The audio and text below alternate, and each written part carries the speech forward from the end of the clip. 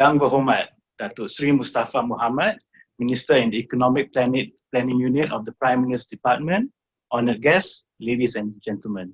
I would like to invite Ms. Miriam Fisher, the resident representative of Konrad Adenauer Stiftung Malaysia, to deliver the welcoming remarks. Good morning, honored guests. Good morning, ladies and gentlemen, and welcome to our virtual book launch this morning. KAS Malaysia and ISIS Malaysia welcome you, and it's an exciting occasion today because we are launching our book, Making SDGs Matter, Leaving No One Behind. I'm Miriam. I'm the director of Konrad Adenauer Stiftung in Malaysia. I would like to start this morning by thanking Asal and Alizan at ISIS Malaysia for their wonderful cooperation and their fruitful partnership that KAS and ISIS have had over the past years, and also for having me here with you this morning. Thank you. We're very honored to have such an excellent panel of speakers today. Honorable Datu Sri Mustafa Mohammed, who is the Minister in the Economic Planning Unit at the Prime Minister's Department, is with us today. Thank you very much, Minister, for joining. And also 4 of the distinguished authors who have contributed chapters to the publication we're launching today are here with us this morning. Mr. Khan, Dr. Zakaria, Dr. Wong, and Dr. Koo, thank you so much for joining us today. Believe me when I say that ISIS and KAS would have much rather held this launch in person, in a conference room where we can actually see each other. But you know the situation we're in, and we have to put safety first. And we all miss actually meeting in real life. But we have challenges before us, and we have to make sure everyone is safe. And that's why we chose this digital meeting instead. I have taken over the role of director of KAS in Malaysia in August last year. But due to travel restrictions in this pandemic, I only arrived in Malaysia in November last year.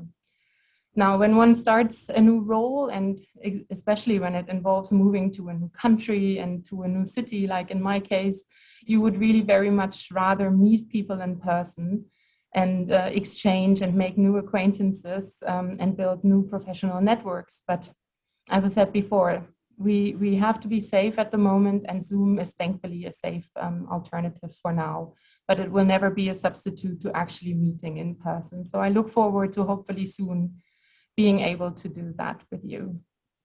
And we will make the most of it. Konrad Adenauer Stiftung, or KAS, which makes it easier to pronounce, is a German think tank. And we have projects in Germany, in Europe, and in over 100 countries worldwide. KAS has been a very reliable partner to Malaysia because we have actually supported partners in Malaysia for more than 4 decades. And we hope to contribute to strengthening democratic institutions, a vibrant civil society, as well as a sustainable and socially and ecologically balanced economic system. Sustainability is actually one of our focal points of KAS's work in Malaysia, but also globally for that matter. And we hope to make an important contribution to the current debate on sustainable development. And we hope to provide analysis and, more importantly, even a platform for dialogue and exchange. And in consequence, with it, a basis for possible political action. The authors of our book have analyzed key issues and challenges in this regard in 4 areas: rural development and food security, climate change adaptation, and institutional strength and reform, as well as the rights of the indigenous people. So we have taken a very holistic approach to this very broad topic and have given it the importance it deserves. Overall, the book offers a unique collection of policy recommendations to address the issues and challenges identified. And the authors propose solutions that can then in turn transcend locally, nationally, and also internationally. In my foreword in the publication, I have quoted the UN Secretary General Antonio Guterres, who said last year that with the year 2021, we are now actually entering the crucial decade of action. because of course the goal of the Agenda 2030 is real and it is right there. So ISIS Malaysia and KAS Malaysia hope to identify possible ways forward for Malaysia on its goal. And we wish you a very insightful and interesting panel discussion this morning. And I look forward to an interesting event. With that, I thank you and I hand over to Harizal. Thank you very much, Ms. Miriam, for those remarks. I would now like to invite Mr. Alizan Mahadi, who is the Director of Research at ISIS Malaysia, to give the editor's introduction as well as sharing his comments on the book. Thank you, Nazran. Distinguished guests, ladies and gentlemen, a very good morning to everyone. And thank you for attending today's book launch. First of all, I would like to thank KAS and Ms. Miriam Fisher, Ms. Cheng Chen, who has made this book launch possible, and of course, in terms of making the overall book itself being published possible.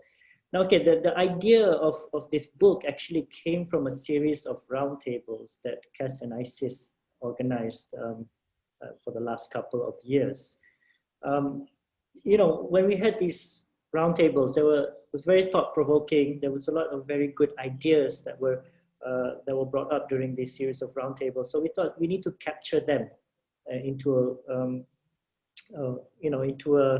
a format which we can continue the debate. If not, it will just finish in the roundtables. So this is how the book has been, well, the genesis of the book, if you like, and how it was born.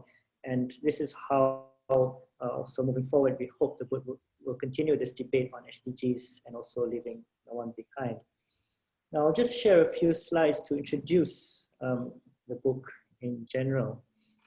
At the outset as well, I would like to thank the amazing contribution by the very distinguished writers, as you can see from the outline of the book here.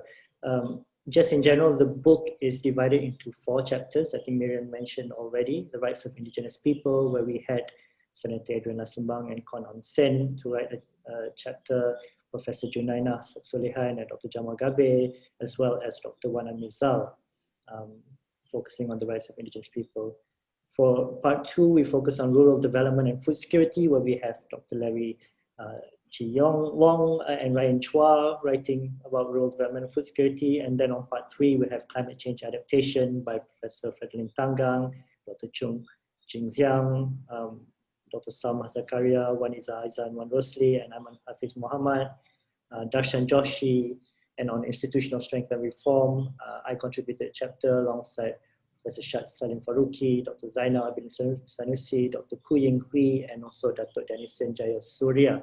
So this is the overall structure of the book. And as you can see, as I mentioned, I'm very thankful to the distinguished writers who contributed their various chapters. Okay, of course, in the book, the starting point is the Sustainable Development Goals, and I'm sure especially those that are attending today are familiar with the 17 goals of the SDGs. So when the SDGs were being adopted in 2015, I think all of you know that it replaced the Millennium Development Goals, and the SDGs was much more ambitious in that sense. Of course, it had more goals, it had more targets, it had, of course, much more indicators, and it's much more comprehensive in scope and more ambitious, where, for example, in the SDGs, in the Millennium Development Goals, MDGs, it was more about kind of halving poverty. SDGs aims to actually end poverty, so it's focusing on 0 targets. And also the SDGs is meant to be addressed in an integrated manner, while the MDGs was more from an individual perspective in terms of the goals. So when the SDGs was adopted, I think that there was a bit of trepidation as well, whether the SDGs is, I will call this pessimistic and optimistic spectrum, where you can view the SDGs in terms of its effectiveness and influence. Some may think that the SDGs is just another set of global aspirations, while others may feel that the SDGs is actually a transformative catalyst for implementation, especially on the ground. So for those that are maybe skeptical, wondering if the SDGs is a global instrument that may not be applied universally, but some do believe that it is relevant locally. the SDGs, you have to remember, is voluntary in nature, so there's no compliance mechanisms, but in other ways, that should not matter if it is being bottom-up led. Some also say it's very vague in terms of its implementation, but proponents will say that this flexibility makes it be able to be implemented in terms of context specific. Now for the book, we don't take any position across these two ends of the spectrum, but we really want to understand more in terms of two things. And firstly is whether it is relevant at the domestic level, and secondly, it's really understanding the process of SDGs implementation. So how could these SDGs be utilized towards addressing some of the challenges identified? And for that, we have to look at SDGs not only as an international agenda, but also a local agenda. And we cannot look at SDGs being achieved only at the aggregated level, but this is where the key focus of the book is. The theme is Leave No One Behind. So in that sense, this is where the title of the book comes, that does the SDGs matter in that sense? And I'll explain a bit more why we chose it, the title to be Making the SDGs Matters. So as I mentioned, ISIS and KAS, we held a series of roundtables to really understand the implementation of SDGs and understanding kind of the litmus test. If it really is an effective and influential tool, it will have to address some of the kind of frontier and kind of the really complex development challenges in the context of Malaysia. So we chose 4 areas. Of course, this is not exhaustive, but this is to begin with. Firstly is in terms of the rights of indigenous people, promoting the rights and well-being of the Rangasam in the era of the SDGs, rural development and food security, focusing on revitalizing rural Malaysia, climate change adaptation. Previously the focus is more on mitigation, so this is about making climate resilient development a policy priority in Malaysia. And of course, institutional strength and reform as well, focusing on the policy and institutional reforms that is required to achieve the SDGs. Now, this is closely linked to the notion of leaving no one behind as well. When we talk about leaving no one behind, I think previously the focus is more on the socioeconomic status. Basically, for example, we focus on the B40. But in this context of the SDGs, we wanted to broaden this idea of leaving no one behind to cover different aspects of being left behind. So for example, people can be left behind due to discrimination, and this is related closely to discrimination due to identity, and part 1 of the book in terms of rights of indigenous people. People can be left behind in terms of geographically, and this is linked to part 2 of the book, which is rural development and food security. People being left behind, for example, perhaps maybe due to being in rural areas rather than urban areas. People can be left behind in terms of vulnerability to shocks. And this is the focus of part 3, which is focusing on climate change adaptation. And people can also be left behind in terms of certain governance and rules. And this is the focus of part 4 in terms of institutional strength and reform.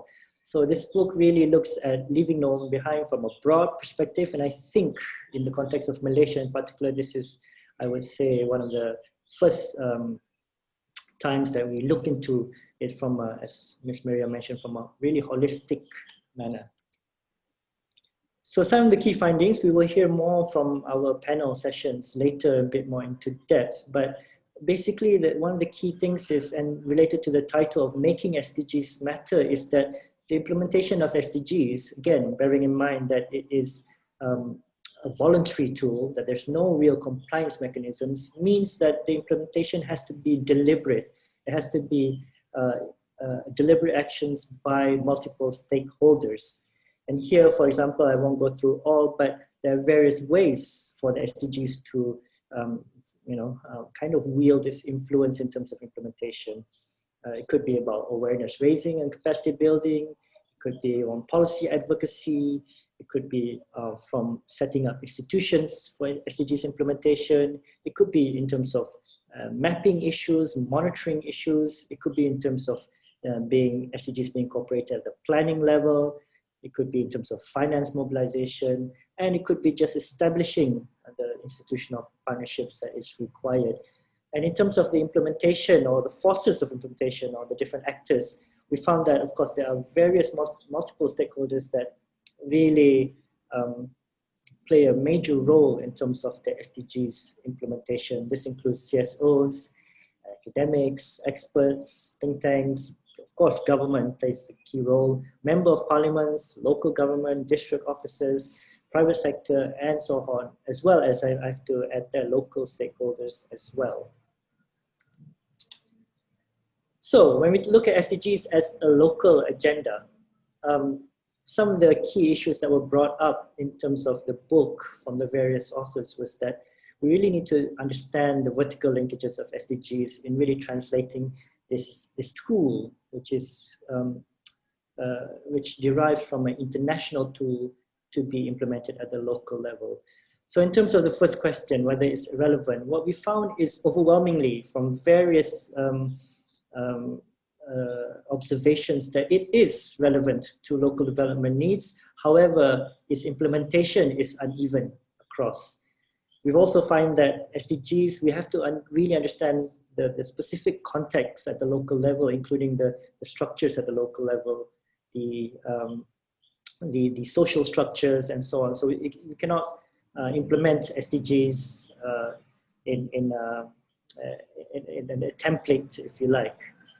There are many authors that highlighted that in the context of Malaysia, development is predominantly top-down, and there's a need to explore more bottom-up in decentralized models, such as through community-based forestry, discussed by Konon Sen in his chapter.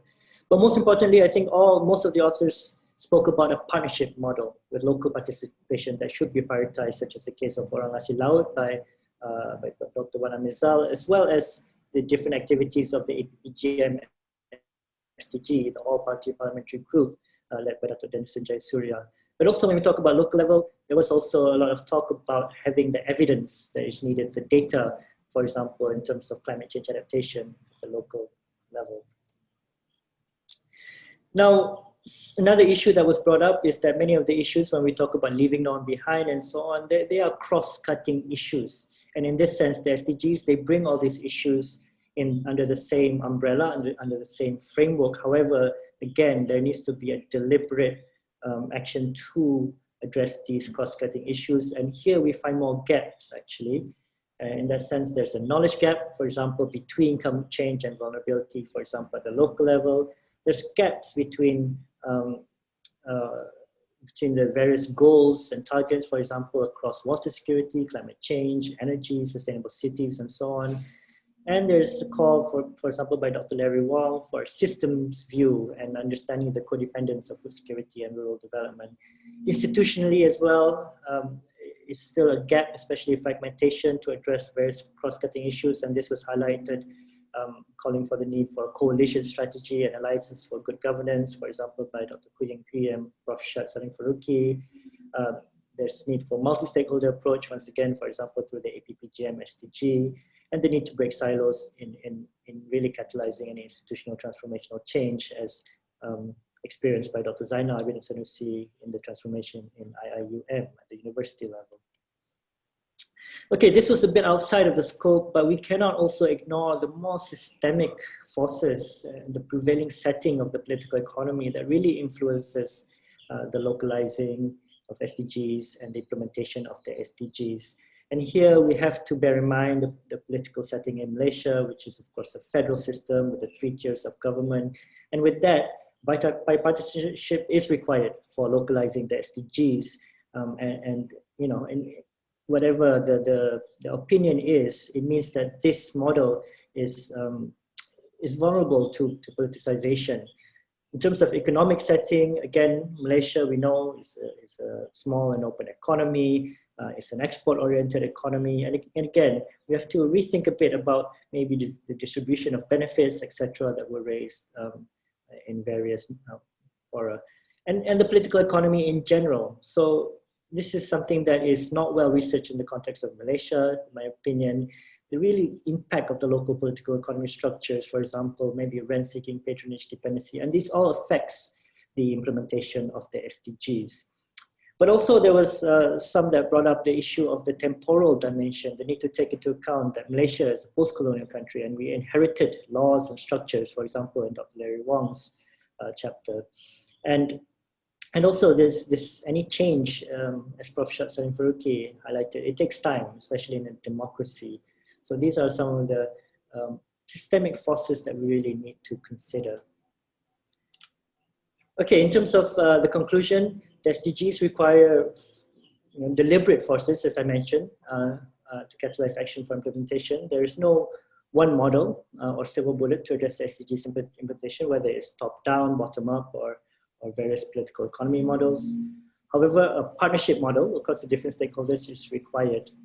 So I think the key thing here is that many have called for a whole of society approach, but we need to see that beyond a kind of buzzword. And I think from the book, we have seen and observed real life and real world applications of how a whole of society approach can be implemented. Also, the need to understand the prevailing setting and to understand that SDGs implementation is very contextual, and ultimately in the long term, for a shift, we need to look into the shift of values through education and so on. So just to conclude, I would like to once again show my appreciation to all the contributors of the book. I would also like to show my appreciation to all the editors, including Nazran, Joanne, and Sinatra, as well as my colleagues in ISIS Malaysia, led by Tunku Sheila before, as well as continued by Louis and Atika, and again to Konrad in our Stiftung. That's all from me. Thank you very much. Thank you very much, Mr. Alizan, for that detailed presentation. I would like now to invite Yang Berhormat, Datuk Sri Mustafa Muhammad, to deliver the keynote address, which was recorded earlier. Distinguished guests, ladies and gentlemen, good morning to all participants. First and foremost, I would like to congratulate the Institute of Strategic and International Studies, ISIS Malaysia, for hosting the Making SDGs Matter book launch and the Leaving No One Behind, Localizing SDGs Post-COVID-19 Roundtable.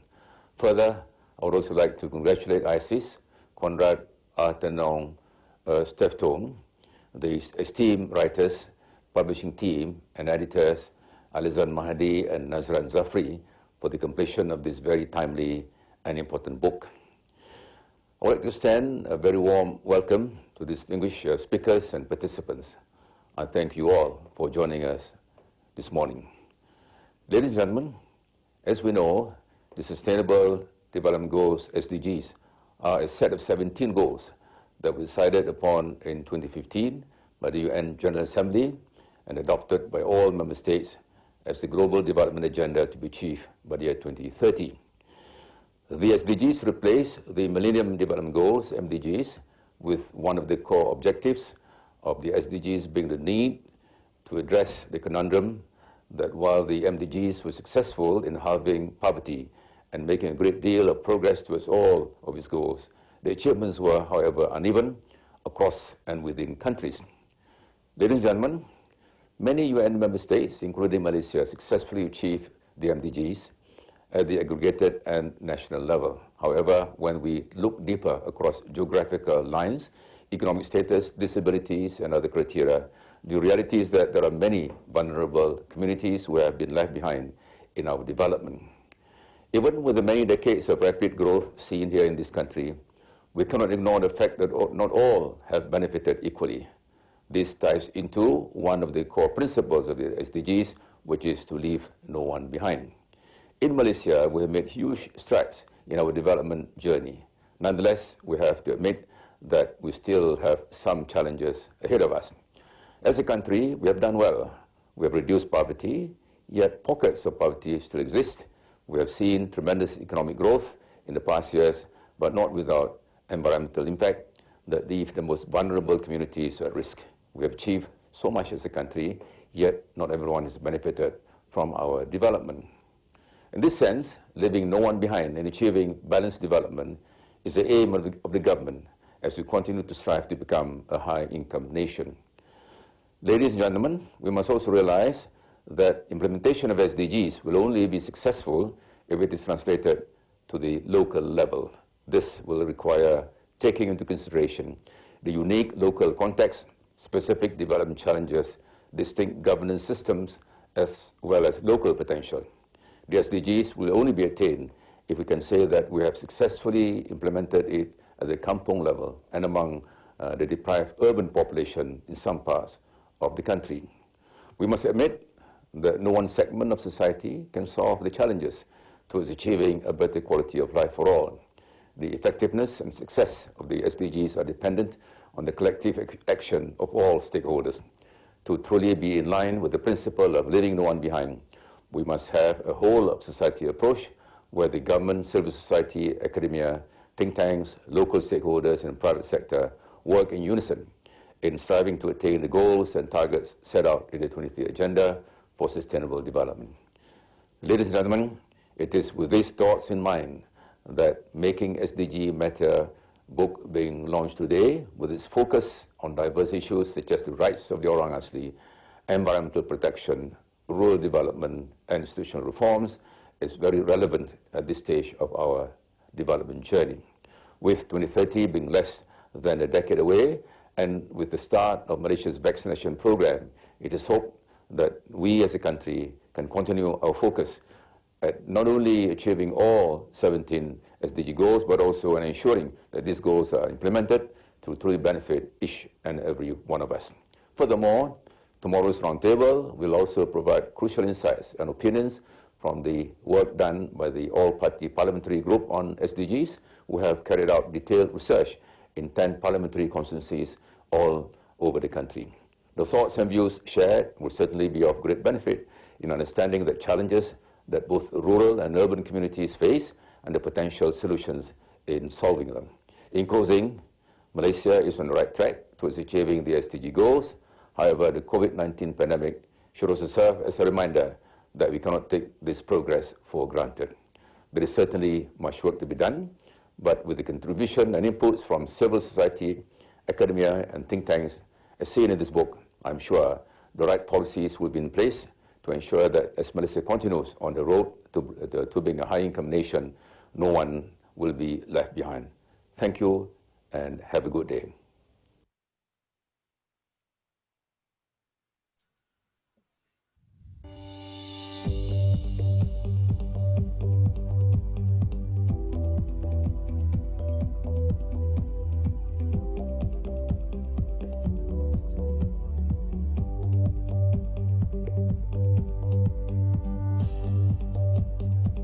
What is troubling is that if we search through the Agenda 2030, the terminology of democracy is hardly mentioned.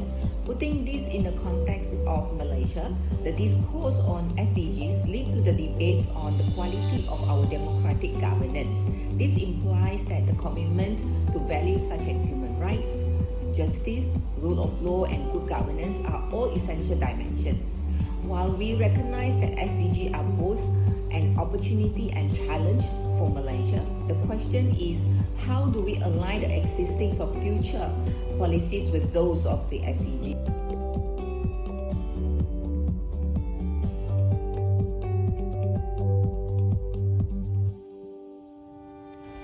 We did in 2020 undertake a pilot phase of localizing SDGs in 10 parliamentary constituencies, together with 10 parliamentarians, 5 from the government side and 5 from the opposition. And we undertook this exercise of mapping local needs, prioritizing them, and looking at solution projects that could be implemented within a 5-month period. This project is still ongoing, but we have identified many of the local issues and the potential of local people's participation alongside government, civil society, private sector, and other levels of government, not just federal, but state, district, and local authority.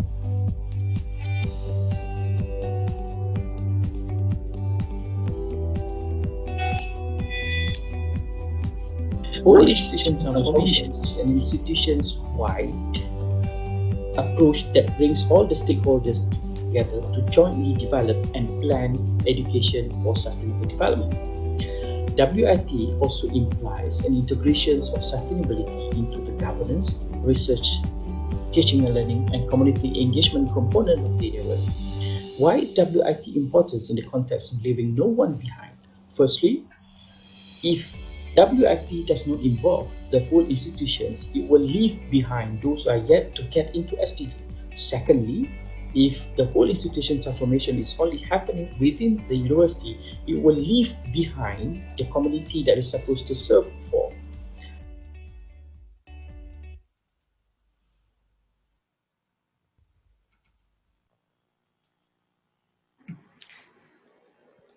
Thank you, Yang Berhormat Datuk Seri Mustafa Muhammad, for that keynote address. Now we move on to the actual launching act and the group photo session. So could I ask all the speakers to please raise their books and then hold it up to your left and just hold it up for for 5 seconds. Okay, done. Thank you. So the SDG Matters Leaving No One Behind book is now officially launched. So please be informed, participants, that the digital copy of the SDG book will be available for download on both the KAS and ISIS website, and it's downloadable right after this event.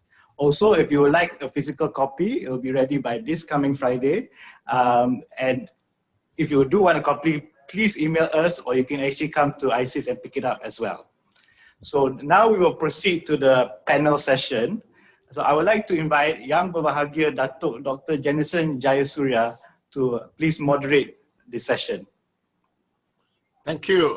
Good morning to everyone. I see there are about 69 of us in this launch.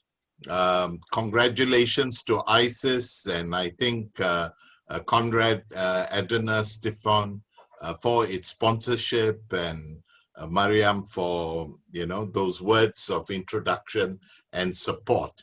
I think Alizan has provided a very comprehensive presentation and analysis of the book.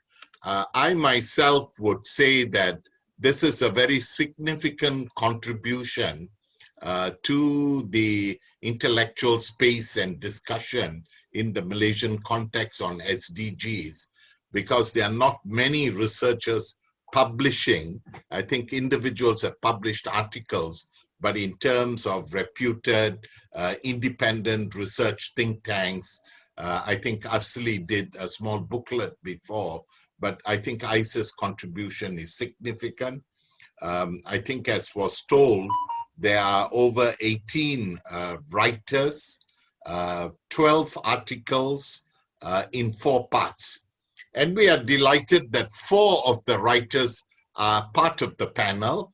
I also made a contribution, so they are in a sense 5 writers in the panel, although I've been asked to moderate, but I could say a few points here and there along. I think it's very significant that there are 4 parts, and from each of the parts there is a speaker making some intervention and points, looking at the rights of indigenous people, rural development and food security, thirdly, climate change adaptation, and fourthly, institutional strength, institutional reform, as it might be highlighted. So in the Malaysian context, the government has made quite a strong commitment, and I think this is reflected in the voluntary national report in 2017, in the midterm review of the 11th Malaysia Plan and the mapping out of it, and now in the process of the preparation for the VNR, its second report, with wider goals being referred to in this VNR that's coming up in July, and the level of participation of groups and researchers in this context. Let me move on to highlight that my co-moderator is Mr. Nazran, and he will moderate the Q&A. And I think it's important for people, and I think the way this discussion is targeted, that I think it will be best if you post your questions, make reference to which speaker or what team, and Nazran would sort of tabulate it for the open Q&A and make specific references to the speakers and so forth. There are 3 rounds in the discussion, and each speaker is given 5 minutes. I know it is a tough time to keep a whole chapter writing and a question within 5 minutes, especially if there are academics and researchers in the group as well.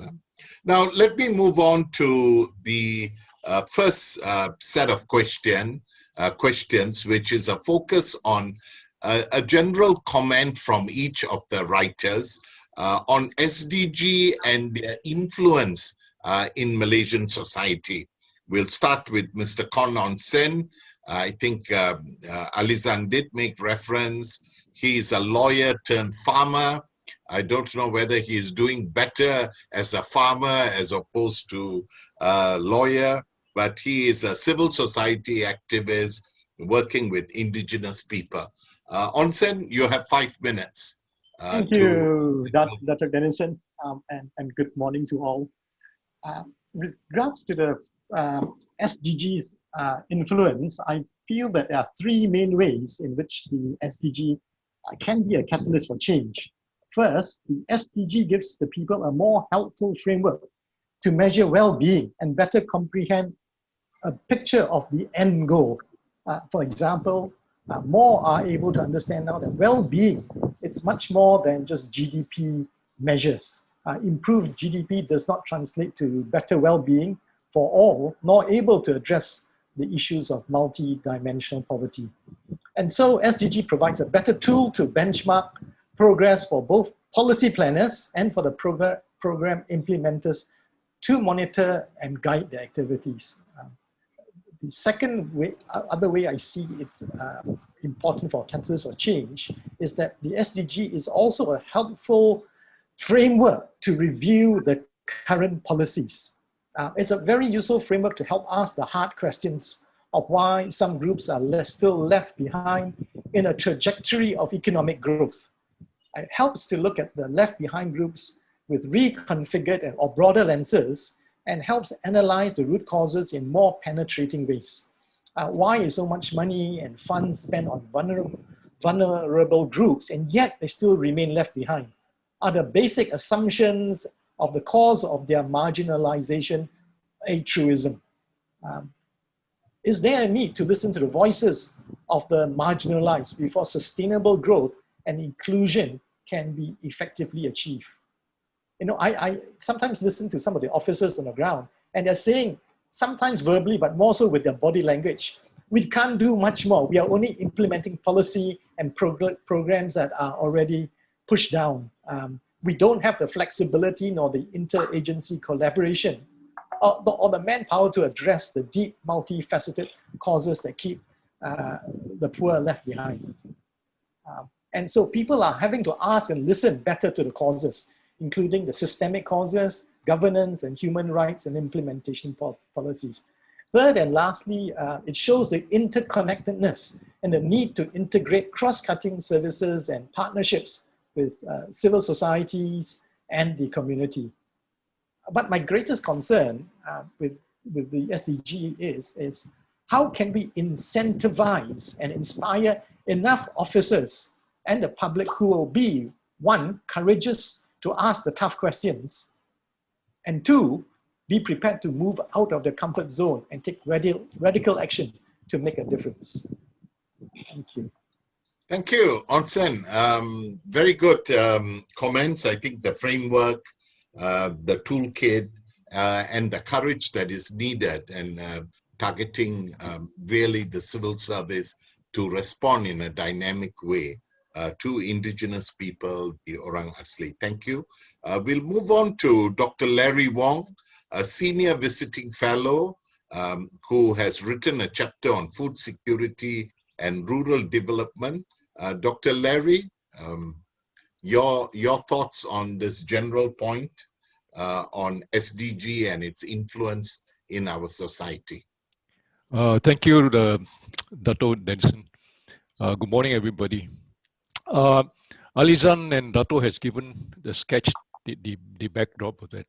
I would take this opportunity basically as we have implicitly adopted a building block approach into this. And I see very much today's session as a curtain raiser for tomorrow's two more important sessions, which in terms of localizing SDGs. And it is in that spirit that I would provide two perspectives, which I think is important to bear in mind. Firstly, on IoT, not Internet of Things, but interconnectedness of things. And in terms of food security and rural development with the rural transformation slant, basically we got to bear in mind that within this it is agriculture development, rural development, inclusive rural transformation, structural transformation, which then brings it up to the whole national level, the economic transformation. And you can see that in all of this, they are both a cause as well as an effect of economic growth, as well as within the context of SDGs, similarly so. It's both a cause as well as an effect of this. And therefore, profound political, cultural, social, and environmental stresses abounds. And this has got to be managed for long-term sustainability at all levels, at the national, more so at what I call a meso, the state level, and the district level, and then cascading down to the Mukim and Kampung level.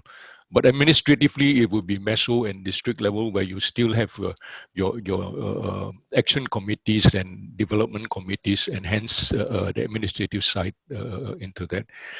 Secondly, and as evidenced in the roundtable which we held in the February of 2019, but there are basically three areas which I think bears referring to. Alizan had touched upon this. That is, firstly, in terms of broadening, deepening, and then regrounding. Broadening in terms of the policy, broadening the policies, the processes, and the diversification of economic activities along what is termed as agribusiness value chains.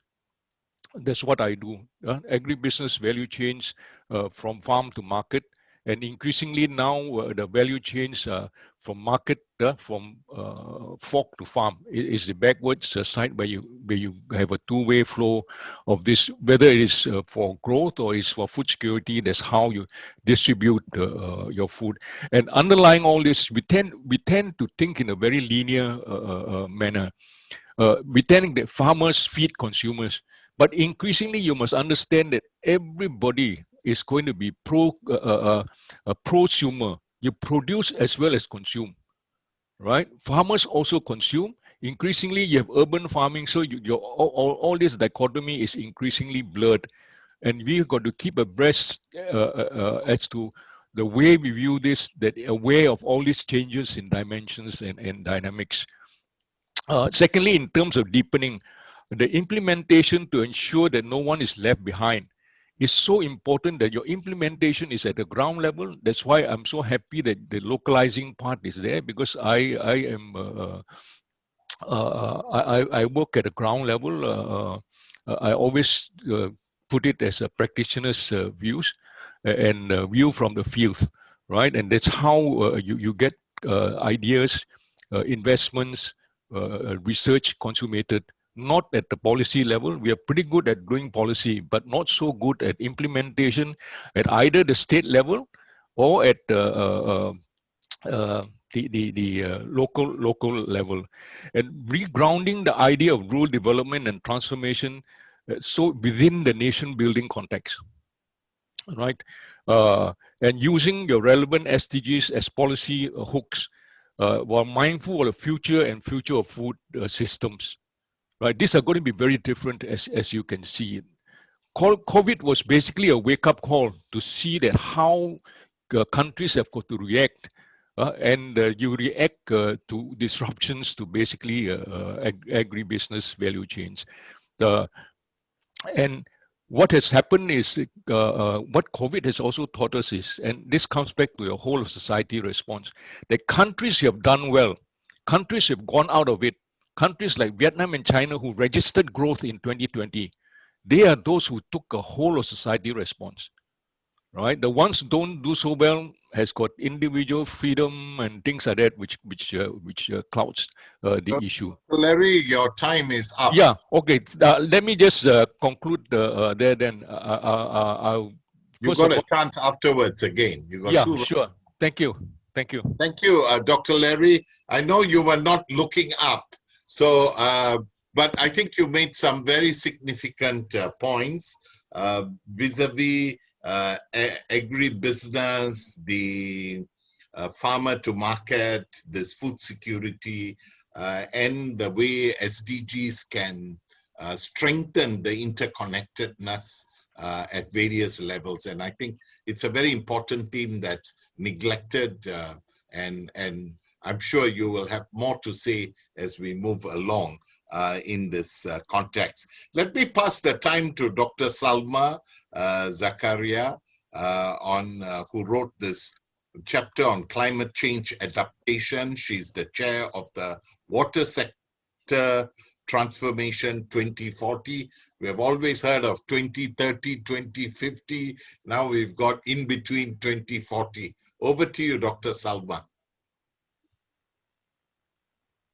You need to unmute. You need to unmute. Okay, sorry. Thank you very much. My title is actually Integrated Water Resources Management as a Systemic Approach to Climate Change Adaptation and SDGs. Insofar as those of us working within the water sector, definitely the SDG is very relevant to this topic. As we know, the climate change has been hitting us, the impact has been hitting us.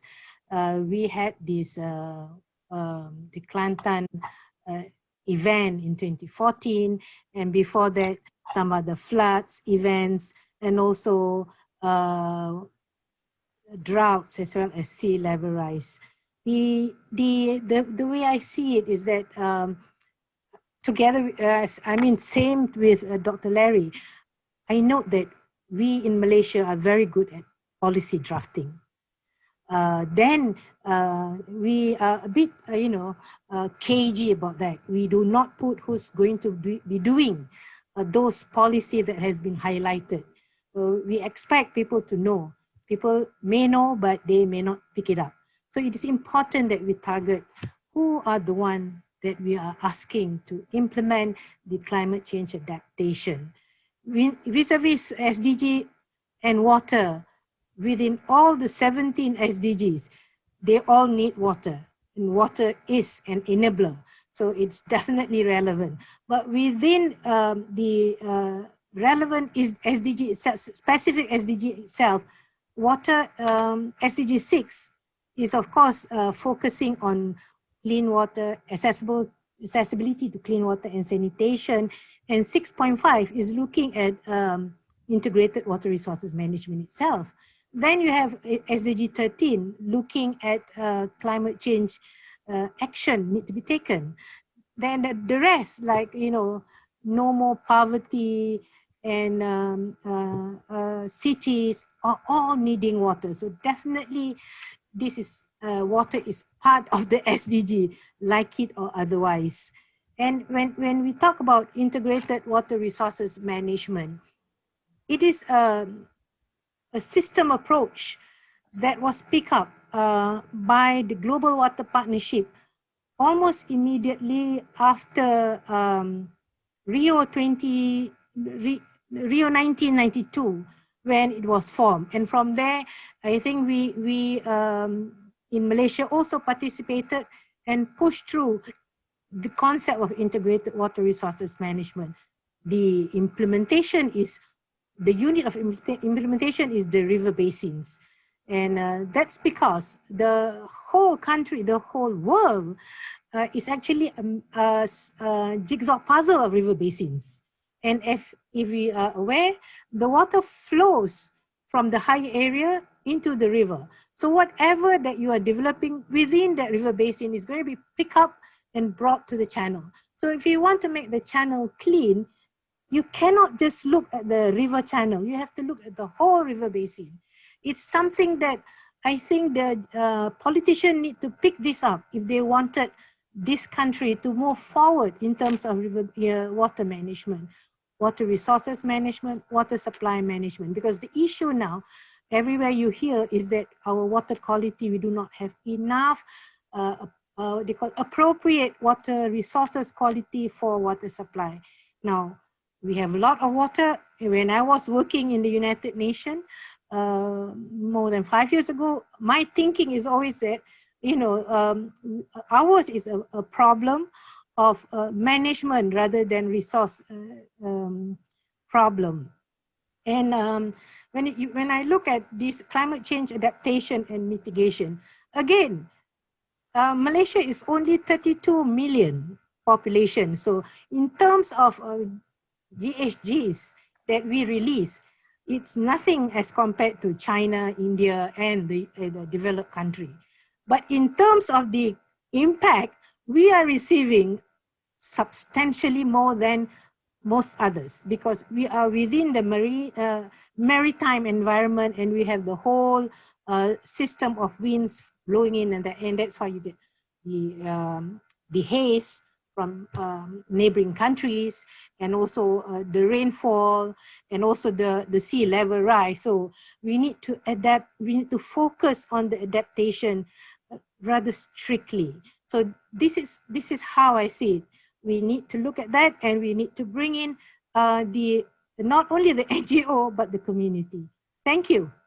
Thank you. Thank you very much, Dr. Salma. I think this is an important theme. I think it's also a difficult theme, like how Dr. Larry, I think it's part of it is awareness, part of it is lacking community support, and water, integrated water management system. I think you rightly pointed out that ours is a management issue.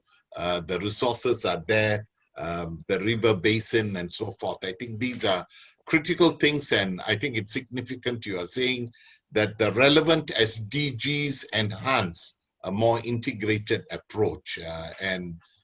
Thank you very much, like how Dr. Larry highlighted as well. Now over to Dr. Tu Ing Hui.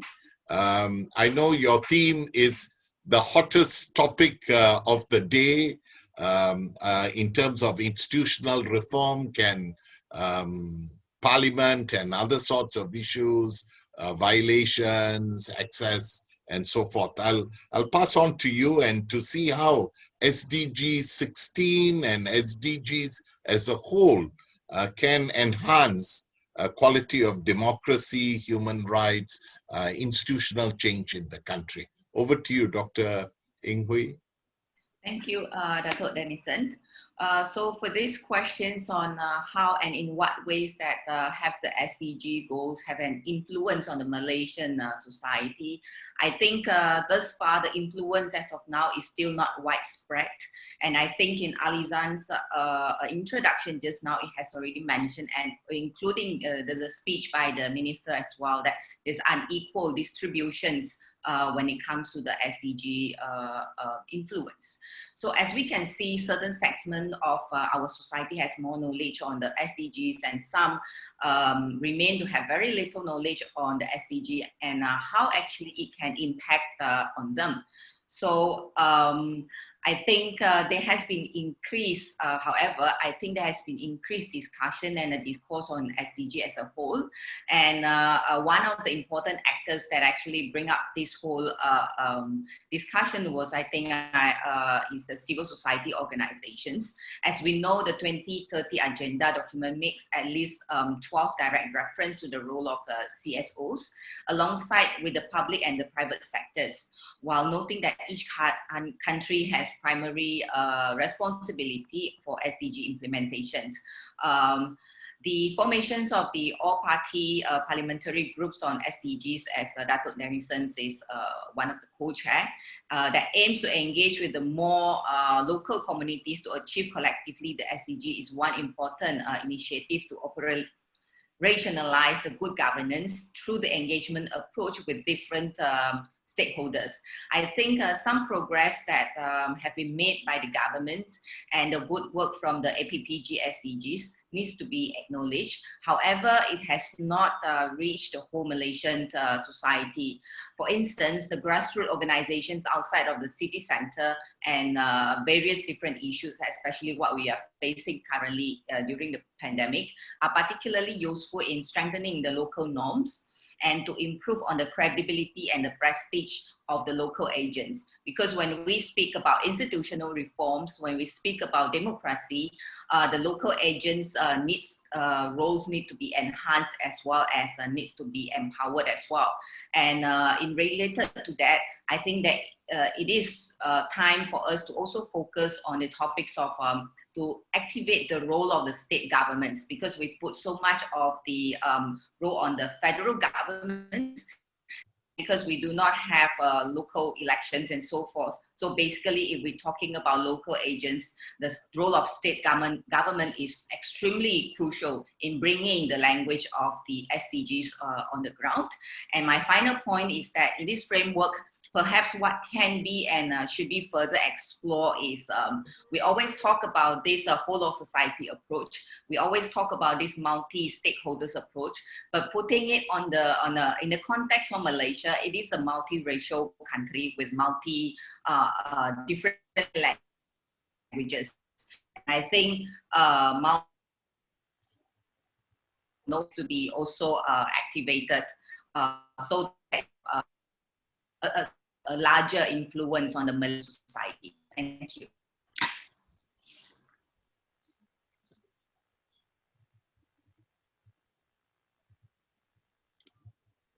Dr. Ng, I think we have lost you there.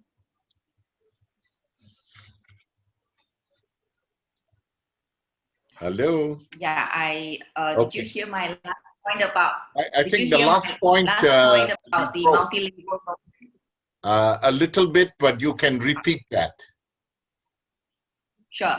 I think my final point is to say that in this framework, perhaps what can be and should be further explored is that apart from talking about the whole of society approach and the multi-stakeholders approach, in the context of Malaysia with a multiracial society, multilingual notions is also very important if we were talking about in what ways have the SDGs goal had an influence on Malaysian society. I think that strategies has to come along as well. Thank you very much. Thank you. Thank you very much. I think, so I think we do recognize that the multi-stakeholder and levels of government, I think Alizan illustrated that, not just federal, state, but local government. I think Dr. Larry spoke about the district, the mukim, the kampung level, and then you have the compounded issue of the urban location. So it's also participation across all the other variables, which could include ethnicity, gender, intergenerational, urban, rural, and so forth. And of course, sub-ethnic communities, because the theme is one of leaving no one behind, and in identifying that. Now, I think we'll move on to round two. Thank you very much for keeping to the time. I know my co-moderator is raising his hand and highlighting the poster. So please look up as you speak as well, because you'll be guided for the time. We move into round two, and in round two, it is not just general on SDG and its relevance, but we are looking at the theme of leaving no one behind. So who are the most vulnerable sections within? So it could cut across ethnicity, it will definitely impact gender, it's impacting intergenerational age. We need to look at, I think none of the papers, I think highlighted disabilities, but I think poverty groups, target groups, and so forth. So in that we move on back to onsen. I think your article was very clear, your target group, but within the Orang Asli and Orang Asal communities, there are so many different groups among them. And we know some are stronger than others, some have better access than others, and so forth. So you have 5 minutes to share on the theme of leaving no one behind in the context of SDGs and making SDGs the framework for implementation, not just at the policy level. Over to you, Onsen. Thank you, Dato'.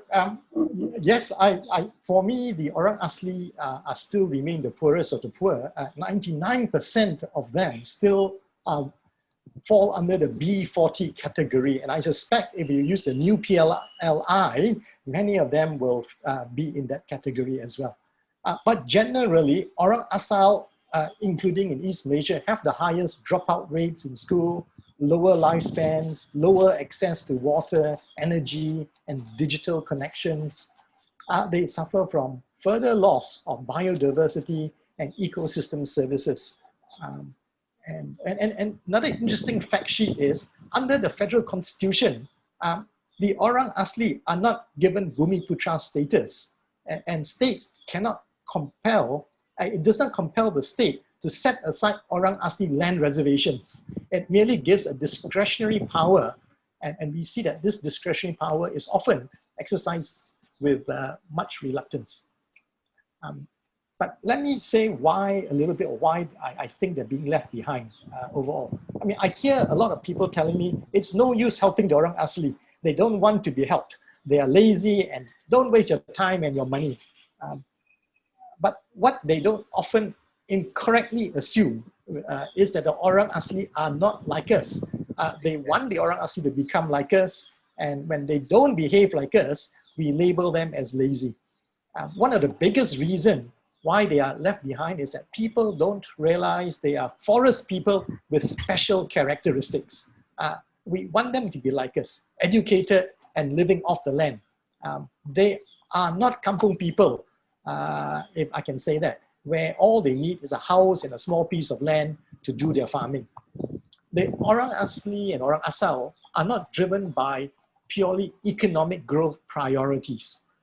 They actually have an SDG outlook of life. Community togetherness is a highly prized value. Sharing, living in harmony with one another and the forest are highly esteemed priorities in their culture and lifestyle. And so the Orang Asli actually have a very sustainable and SDG approach to life. One very important difference I want to highlight is that the Orang Asli live with the land, and their soul and life is embedded with the forest. They don't live off the land, they live with the land, and they see themselves as part of the land. They believe that the land sustains life. To them, it is Mother Earth. And literally like their own mothers, they are to look after her so that it can continue to sustain life, not just for themselves, but for all. And so when we introduce plantation schemes to improve their incomes, it is almost doomed to unfulfilled expectations. These plantation schemes may be logical for us, but it's not logical for them. It destroys their forest, their biodiversity, their mother and preferred lifestyle. Secondly, these large schemes also do not empower them. There is very little empowerment processes and skill building.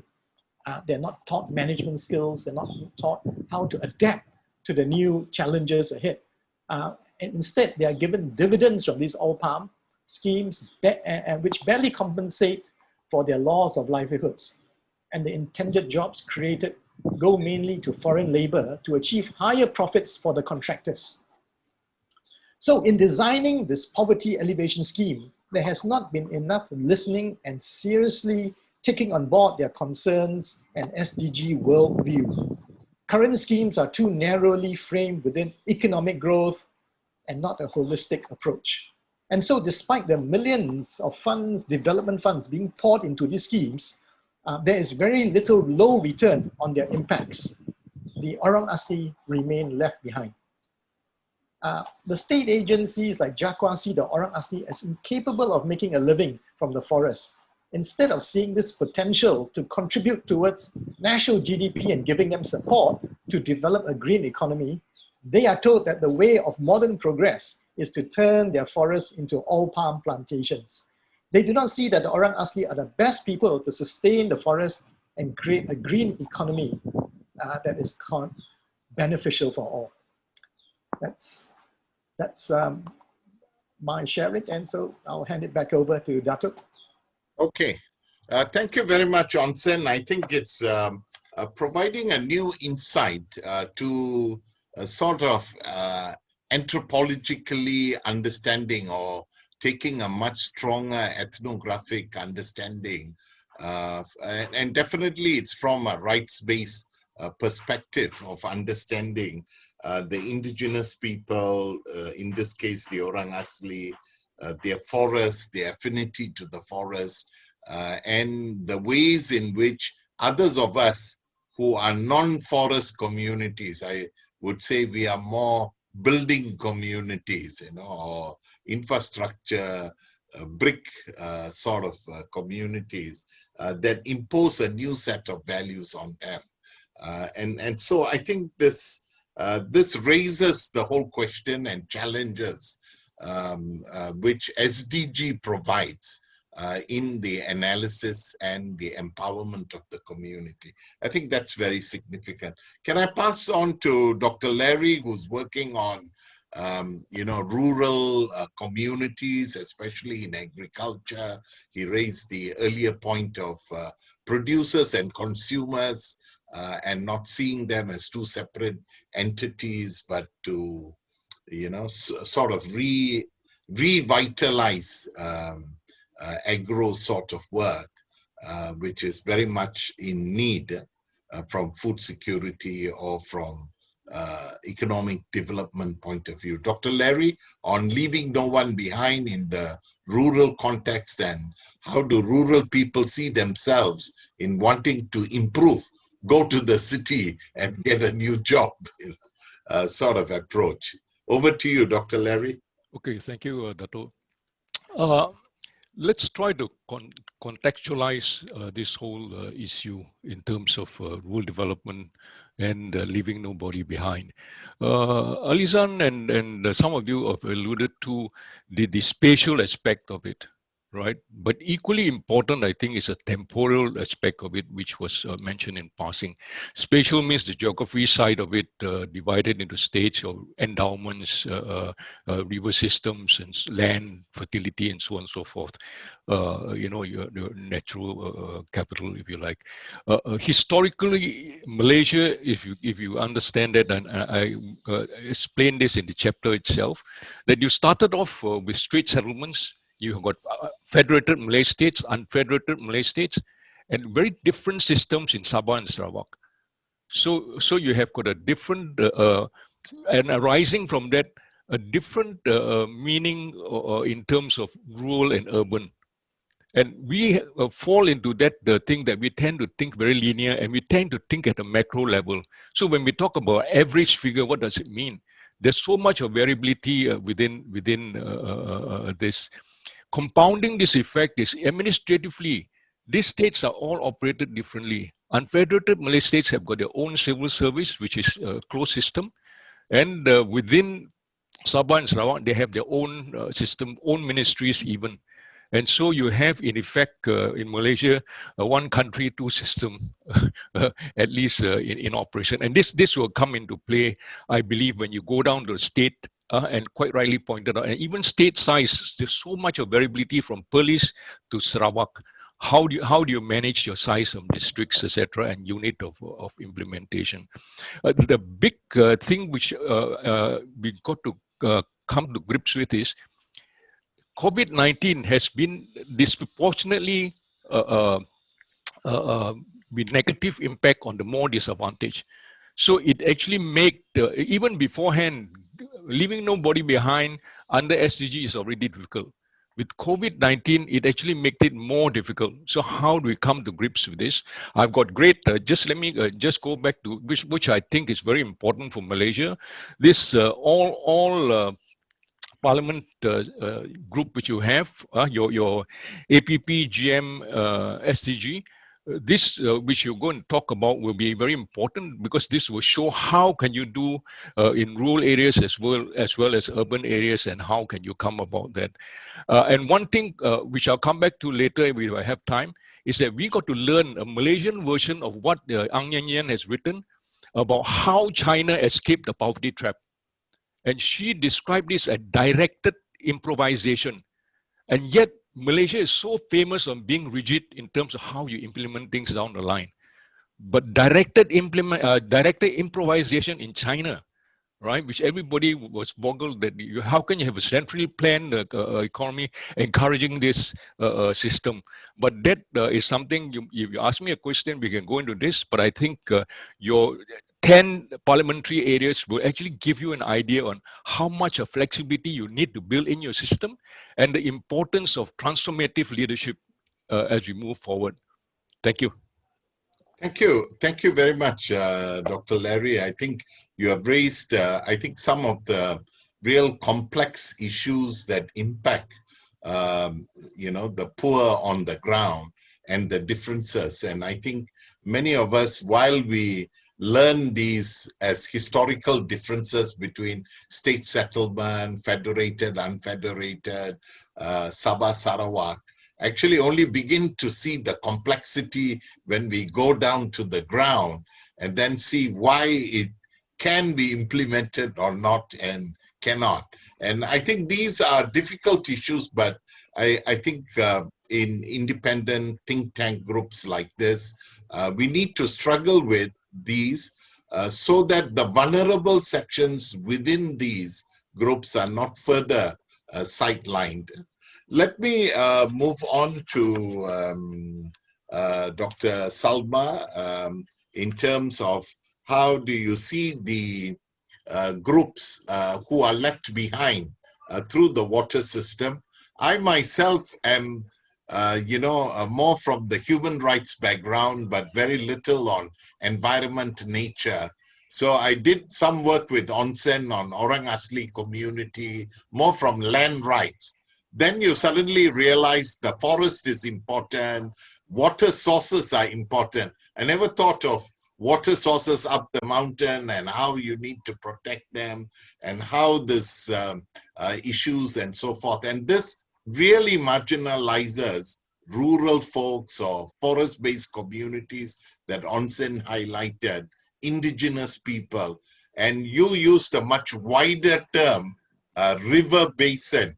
I've not used that term, but people who need to live by the river basin and are affected. And as a result, you might have a big car and a house, but no water, and you become, worse off because there's no river or waterfall to go and catch the water, and you have to wait for a tanker come to the urban area. Over to you, Dr. Salma.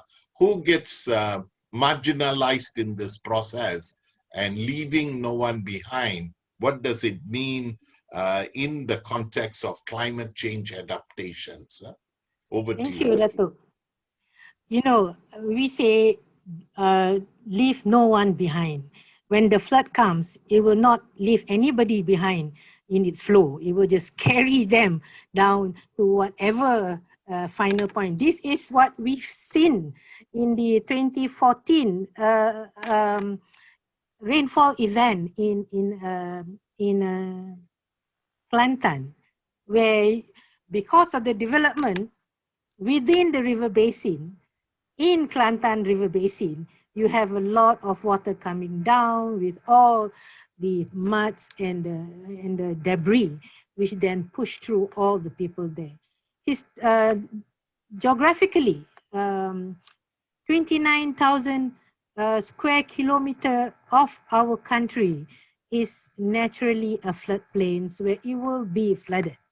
And this is about 9%. I think this is peninsular figures, which means that even before the climate change become something that is, our focus, the country has always had floods every return period that is, for example, we call return period. If you remember, if you know about 1927, there was a huge flood in Kuala Lumpur, in the whole country. And then when there were in 1976, 77, I think the whole Kuala Lumpur was again flooded. And from that, we come up with the Kuala Lumpur project, flood mitigation project, which was supposed to take care of all the issues that have to do with floods by 2000. By the time 2000 come, we need to come up with a smart tunnel. That's the reason that I'm saying we've got to look, Dato', from the perspective of river basin, so that we know, because when you talk about river basin, it's not only water, it's land and water.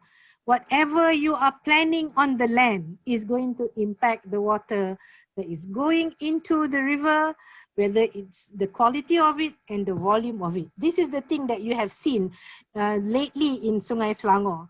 We are not, I think, to be very fair to the orang kampung, they don't even know that if they want to release that diesel, is going to impact a few thousands of people in Kuala Lumpur, because I don't think they have that awareness. So so for me, the topic of climate change adaptation is definitely very relevant to the country. And if you are able to buy a house with a location that is safe from flood, you will not go and stay around in these flood-prone areas. But the thing that worries me is that floods is now coming to the urban areas. Slight floods, you will have the cities flooded. Why is that? That's one of the reasons that we have to look into. And one I see from it is that we don't look at flooding as something that needs to be looked together with the development that we are preparing for the country. For example, if you look at some river basin studies, new one, they are looking not at to clean the water for water resources, but they are looking at developing more and more land for economic purposes. This needs to be balanced. I'm not saying that you shouldn't have economic development, but you must make sure the economic development is taken into consideration the pollution that will flow into the river, as well as the volume of water that will flow into the river. And that, I do not know how to, whether we have taken that into consideration. The policies are there. The implementation is a different issue. And who are left behind? If you look at the explanation that I have given, it's not only the poorer B40 people living in the river basins, but now you are also having people in the urban areas. They get caught in the urban floods and things like that. So it is to our advantage as a country to make sure that we look at these water projects, be it water supply, floods, or sanitation. It has to be looked into on the river basin basis, so that you know where the resource is available, how far it needs to travel, how much can you release into the river, because in our system, natural system, the river is also the artery as well as the vein. So you throw in your rubbish there without managing it before you throw, then it becomes polluted. And Asia Pacific is known as the 90% of our water bodies are actually polluted, except for Singapore.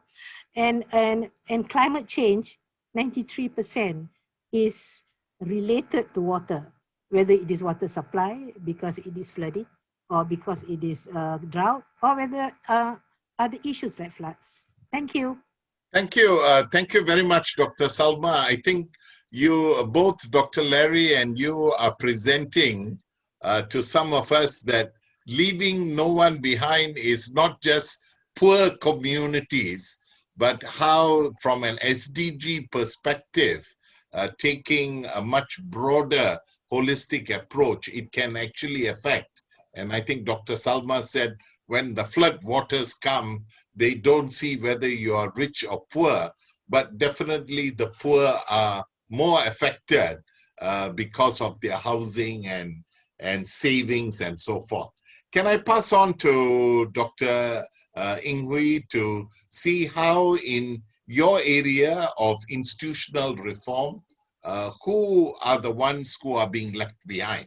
I'm sure it won't be politicians, but what about human rights defenders, academicians, other sorts who speak up on institutional reform issues or on corruption, whistleblowers, these sort of things. Over to you, Dr. Ingui.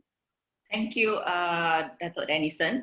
I think on this topic that which communities that I think having been left behind with regards to these institutional reforms, I think all of us are being left behind, just depending on the different levels that we are at, of the industry that we are at, and the different positions that we are at.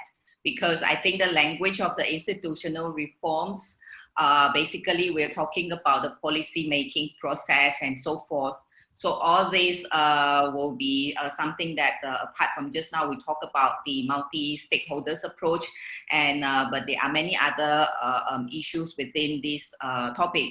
So as we know, the interconnectedness of the 17 SDGs has been widely discussed and agreed upon. And among all these 17 goals, SDG 16 seems to be stand out. And it can be very sensitive for some countries as well when they talk about independent and institutions and inclusive institutions. So in the aspect on institutional reforms, where my chapter in this book focuses on SDG 16 and is linked to democratic governance, it is crucial to first acknowledge that SDG 16 recognizes independent and inclusive institutions are needed to fulfill the other goals that are cross-cutting in nature. So in my book, I mentioned that we always talk about democracy, but I think the word of democratic, the terminology of democratic governance is not really being emphasized. The linkage between human rights and good governance are important in this.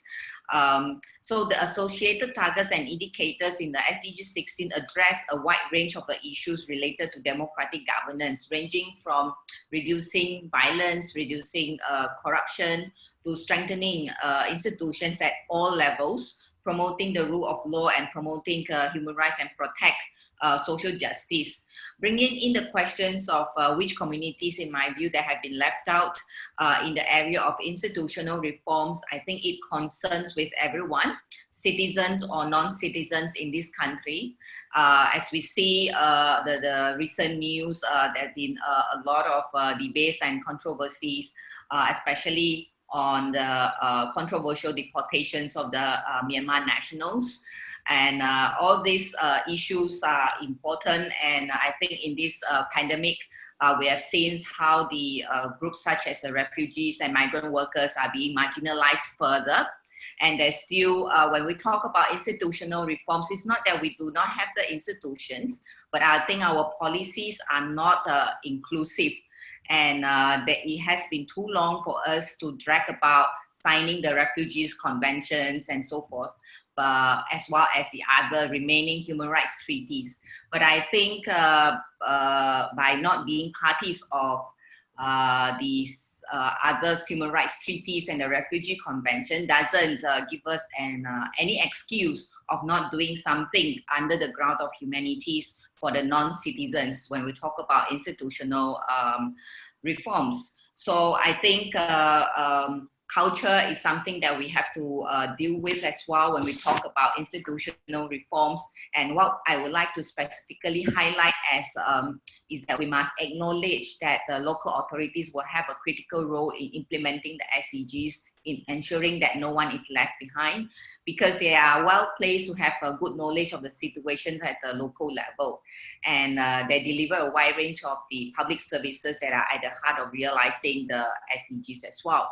And moreover, another important conditions for implementing these SDGs will be to actually incorporate the SDGs into the actions of all parts of government. While we talk about whole of society approach, I think whole of government approach is also very important. As we know, institutional reforms, we need to bring in the various government institutions together to develop and implement the integrated policies. I think for all of you who have been engaged at the federal and the state level will know that the coordinations among the government agencies is one of the main hindrance when we talk about institutional reforms. I think this is more so for SDG 16. So when we talk about broad coalitions, let us also talk about the whole of government approach as well. Thank you very much. Thank you. Thank you very much, I think, for that insight in this context. And again, it impacts a broad range of people and some of the institutional issues that you are highlighting, independent institutions and not just development concerns, but moving beyond to areas of violence, corruption, access to justice for citizens and non-citizens, and also calling on ratification of core human rights conventions, which has been the call at the UPR review and so forth. Now we come to the final round, and then we will open up, and Nazran will take over. And I think and I'm sure you have been raising many questions, and that will take on. So if you haven't asked a question, please pen it as soon as possible. In this final round to the speakers, we are asking some very specific questions. It might overlap with what they have highlighted, but once again, to take on, I think Onsen's paper with YB Adrian Lasinbang took the issues of indigenous people, and land is central. And so in this context, achieving SDGs and denial of customary rights to land. We are familiar with the Suhakam land report, subsequent government intervention, then quiet, nothing, we know what is happening. But Onsen, now in this, you can update us, and from an SDG perspective on land issues, especially among Orang Asli, as well as Orang Asal of Sabah and Sarawak. Over to you. Right. Thank you, Dato', once again. Well, I'm going to try and answer this, but 5 minutes is going to be very challenging. Nonetheless, I will try. Let me just try and explain why the forest and land is so important to them. When the forest is destroyed and logged, they not only lose their livelihoods, their food, their income, they also lose their medicinal plants, also their life savings. And in Dr. Salna's area of focus, even clean water is polluted as a result of logging and mining. And more than that, I want to emphasize that they lose their soul and way of life, culture.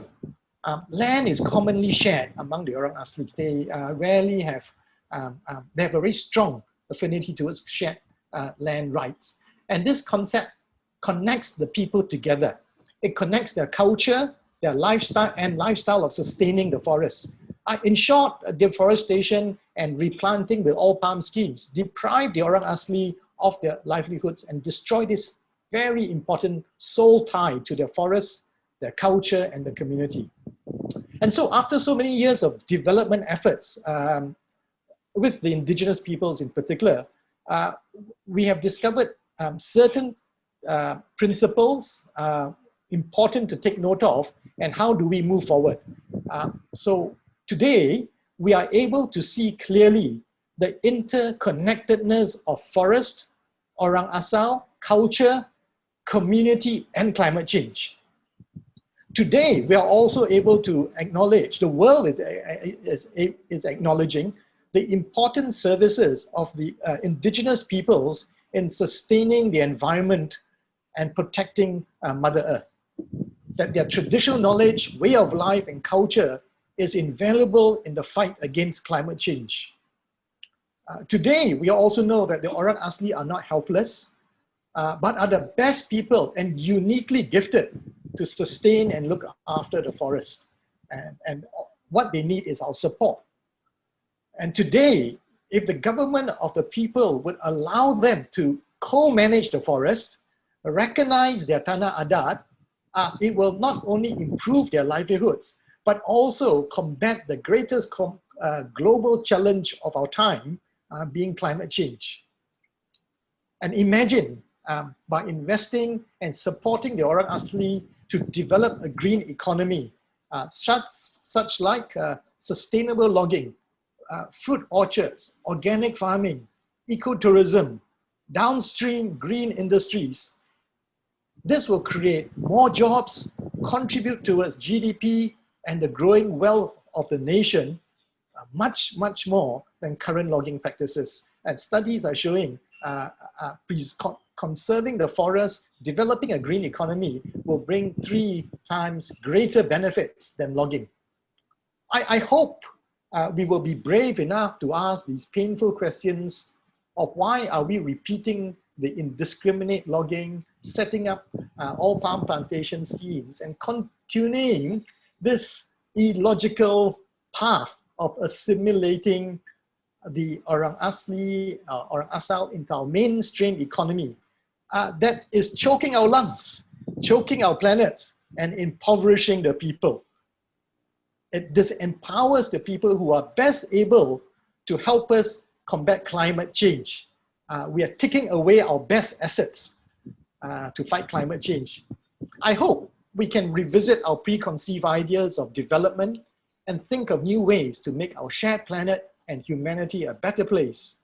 And community, may I propose, community-based forestry is one way that brings a win-win solution for all. And there are some, if I'd like to add, places like Nepal that have developed such models, are very successful, powerful in living out the poor from poverty, and there are such models that are worth looking into. Thank you. Thank you. Thank you, Onsen. I think it's a call to policymakers to move away from earlier ways of looking and looking at alternate models. I think your highlight of Nepal, community forestry and integrating forest-based communities into the development and looking at other forms is very significant area. And I think this could be a similar theme that we could call on Dr. Larry to look at the gaps between policy designs at one level and the rural communities, because the whole shift in development planning has to make our cities bigger, taller, more effective, and actually shun the rural. But a lot of efforts, I think, in Indonesia, even in India, even in Thailand, is actually to revitalize the rural and to have the linkages in a much stronger way. And even to China, community-supported agriculture and other initiatives that have emerged. Dr. Larry, your thoughts on this gap in policy? You have highlighted some of that, but how do we then revitalize the rural? That maybe some of us should go back to our hometowns. Some young people return back, and maybe they would get a better quality of life, not only fresh air, but also quality of life as well. Over to you, Dr. Larry. Thank you, Dato'. Let me just take a slightly different tack. Basically, like I mentioned at the start, I see this very much as a curtain raiser for tomorrow's 2 sessions. Hence, and for expediency of time, let me just put it this way. We seem to focus a lot in terms of government, But if we were to have really a whole of society response, let me just take a step back. 2019, I did a study with World Bank in terms of Malaysian agriculture expenditure review. And part of the things which you look at is what should governments do less of and what should they do more of. Similarly now, if we want to take a whole of society response, we must put this to all the stakeholders. What should they do more of and what should they do less of? Not only leave it to the governments. That is a starting point. Secondly, so arising from that, there needs to be a more public-private people partnership. And I see a lot of your 10 all-party parliamentarian thing will go along these lines. And how do we then build in that the government will play the facilitating role? And how do they crowd in investments and let the private sector drive everything, as is evidenced in all over the world where it's working? But at the same time, maximize financing for development. As we develop all these things up and try and bring in marginalized people, we must also have safety nets which cater for those who are marginalized, who cannot take part in new activities and where they are disrupted as we go forward. And it will come back into within that rubric of reliable, inclusive, in terms of competitive system and also environmentally sustainable or environmentally friendly. And in this regard, like I mentioned in terms of prosumers earlier, there is the SDG 12 on responsible or sustainable consumption and production, which ISIS have actually done a blueprint for EPU. And Alizan might want to talk about this, which I think it can bring most of these things together. And finally, I couldn't let this thing pass, that I think at the end of the day, this is very well summed up by His Royal Highness Sultan Nasrin in his book. And if you haven't seen this is his book, which was released 2019, which is entitled Striving for Inclusive Development from Pangkor to Modern Malaysian State. And he concluded very eloquently, and I quote, that increasingly future prosperity and inclusiveness will be codependent, like we said earlier. Without more inclusive policies, the country may continue to squander valuable resources, talent, and opportunities, thereby putting at risk the cohesion essential for social progress and the well-being of all Malaysians. Thank you. Thank you, Dr. Larry. I think the theme of inclusive policies and greater sensitivity to that dimension is, I think, very critical, as you have highlighted. Dr. Salma, in your area on developing integrated water resource management as a policy, I think you are also highlighting some of the current hindrances and challenges, but what do you see is the way forward to push this agenda, or do we need to change the policy? What do we need to do to push this further? Over to you, Dr. Salma. Thank you, Dato. Actually, the integrated water resources management has been a national policy since 2001 in the 8th Malaysia Plan. But I think what happened is we take some time to pick it up. And it is now that we're going into the 12th Malaysia Plan, it is probably picking it more effectively. I like to touch on 3 areas in terms of challenges. One is the awareness side, second is the governance, and third is platforms for people to participate. Really, if you have said that you have not heard about river basin management and you are very much exposed, surely the kampong people, the estate people also do not know what it means. So there is clearly a paucity in awareness creation, advocacy, and capacity building on what is water resources management, integrated water resources management, the river, and how actually the river is polluted because we all live in the river basin and therefore we all pollute the river. The other issue and of course we are looking at tackling this area on awareness creation and capacity building in our current study that we are doing in academy science. The other is the governance side. We are all aware that, you know, ours is a federated country. So we have the federal legislation, the enactment, and land and water is a state matter. While the federal government may collect taxes, come up with policies, come up with training, but when it comes to implementation, some of those areas that, you know, technical agencies like the DID come and design, it will have to be with the consent of the state government. And when you talk about state government, it also includes the local authority because the local authority is under the state government. For example, when you look at urban management, water management, that's under the local authority.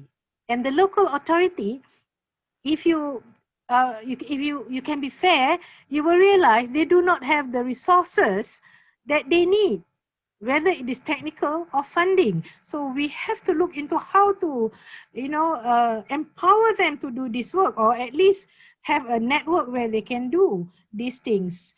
And the other issue is in terms of integrated water resources management. When we first come out with it, you know, the Global Water Partnership, and we come out with these 3 things, and where the focus is more on the sciences to be developed. So of course, there's the, then now as we move on, we have to accept the fact that it is impossible for just a technical agency to manage the river basin by itself. It has to be a whole government system. That means everybody, since the development is in the river basin, need to be aware what they are building, where they are throwing the waste, where they are taking the water, and it has to be a whole government initiative, not only a whole government initiative, sorry, but a whole society integrated initiative, meaning we have to bring in the communities, the NGOs, and things like that. And therefore, we need to create platforms for all of us who are stakeholders. Not only platforms, but identifying where are the financing coming to assist these, you know, these communities, how they can look after their rivers. One of the things I think that the current ministry looking after rivers is trying to do trails along the rivers so that people to make people aware that, you know, the river is your lifeline. If you don't look after it, be it you are in the town or in the orang asal punya area, that's not going to be something sustainable for the future. So it cannot be sustainable. So sustainable development goals, where does it flow? So that's the thing that I wish that the politician pick it up. Look at your own state or your own towns. Which river basin are you in? What are the problems in that town that comes out from the industries, from the institutions, and flow into the river channels? An example, of course, is the notorious Pasir Gudang. All of us have our own Pasir Gudang, whether it is Sungai Wang or whether any other penchala or whatever. So that's my take of it. Thank you. Thank you. Thank you very much, Dr. Salma. I think this theme, river your lifeline, should become a tagline, like leaving no one behind, because the sustainability factor you are highlighting is linked to water. I think Onsen highlighted on land and so forth. So water, land, air, and so forth.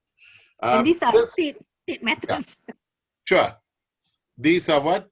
Sorry? These are state matters under the law. Yes. Land and water management is a state matter. So we have to look at how we can assist or how the politician can help to facilitate it. It's not Yeah. that we cannot do, but we just like to put things probably under the carpet. Sure. Yeah, I think the last person on this 3 rounds, and then after which I'll pass on to Nazran, is actually your highlight, Dr. Koo, on human rights. How do we prioritize this in the context of current democracy, politics, good governance, in a context in which Parliament is suspended at least for 6 months in the context of COVID, and the functioning of accountable institutions is at stake. Over to you, Dr. Inghui. Thank you, Dr. Dennison. I have 3 points here, 3 biggest obstacles from making progress in human rights when it comes to the institutional reforms. First is that when we put the institutional reforms within the human rights-based approach, the top-down nature of the human rights norm setting is increasingly being challenged over times by not only the scholars but also the practitioners as well, that who propose that we need a range of different methodologies and approaches to actually draw attention to the daily realities of human rights users. And under a semi-democracy political setting like in Malaysia, a series of questions of the implications of different issues of human rights in implementing SDGs is important, looking at their strengths and shortcomings that may impact on the effectiveness of the local actors in putting forward their advocacy to the governments. So in terms of the institutional reforms, it needs to be recognizing that the varieties of the structural and the sectoral adjustment policy reform provide impact to the institutional and the governance factors on the success rate of any policy that the government intends to formulate. So in the human rights context, all goals are relevant since human rights are cross-cutting issues, and the improvement of one right facilitates the advancements of the other, and this applies to all the 17 SDGs. So I think appropriate measures in legislative, judicial, educational, social, and administrative should be used in order to satisfy the 4 types of state obligation to respect, protect, promote, and fulfill human rights using the human rights-based approach. And the second hindrance is a lack of attention on the linkage between the human rights and the good governance, which refers widely to the institutional issues that include social justice and inclusiveness. Throughout the Agenda 2030 documents, I think we have seen different dimensions of governance are distributed amongst the different SDG 16 targets and indicators such as rule of law, corruption, accountable and transparent institution, and access to information. So this is not surprising as the inclusion of the SDG 16 only took place after a very long debate about how we actually measure governance and what targets and indicators to include and what specific terminologies to actually use due to the sensitivity politically. As highlighted, SDG 16 is recognized as the catalytic to the progress on all other SDGs. Nevertheless, I think the governance dimension needs to be put forward. This is especially so for country that is not fully democratic in nature, since its main focus is on governance, justice, peace, human rights, and the security. And my third point is Malaysia has volunteered and presented the report for National Voluntary National Review, VNR, and in the past, and the report itself highlighted the government's commitment to obtain the agenda's ambitious targets, as provided in the report on the initial assessments of the SDG indicators. It has mentioned that 26% of the data is available, while 35% is partially available, and 26% is partially available and need further development, and 13% data is not available. This highlights the importance of the data and their availability in order to measure the progress of the SDG 16 itself, because data availability challenge across across the wide-ranging indicators to track its overall progress. And data, and we are not simply talking about any data, but it has to be data of good quality, are essential for the government and institutions to accurately plan, fund, and evaluate sustainable development activities. With this, I think access to information is a critical ingredient for participatory decision-making and a very important component of institutional reforms. Thank you very much. Thank you very much, Dr. Eng Hui, for that input. And I thank all the panelists for their various comments as we have gone through.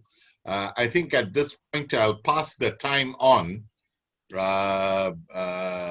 to Nazrat, who will guide us through. I saw there are many questions that have been asked. I think we have about 20 or so minutes that we can respond to. Nazrat, are you ready? Thank you very much, Dr. Dennison. Just give me Yes, half a minute. time. We're having some issues with internet, but it won't take much longer. Sorry about this. Okay. Okay, while we're fixing the internet, I just want to give some sort of ground rules. So essentially, we will. Sorry, hello. Okay. When we, yeah, over to you. Sorry. So as I was saying, yeah, the questions will mainly come from the Q&A box, and if time permits, we will use the raise hand function. So let me begin. So the first question I want to ask is specific to Dr. Larry. So I will combine two questions. One is a question that I thought of was, just now you mentioned you mentioned China a couple of times and how they escaped the poverty trap, and I think you wanted to share more on that. So I'm very keen to hear what your thoughts are in terms of how China escaped poverty trap and what Malaysia can learn from that. Secondly, we have a question from Ms. Shakira. She said, she asked, we are good at policy drafting, but how do we bring along society together in the whole society approach, especially in a multiracial and multilingual country like ours? So yeah, those two questions for Dr. Larry. Thank you.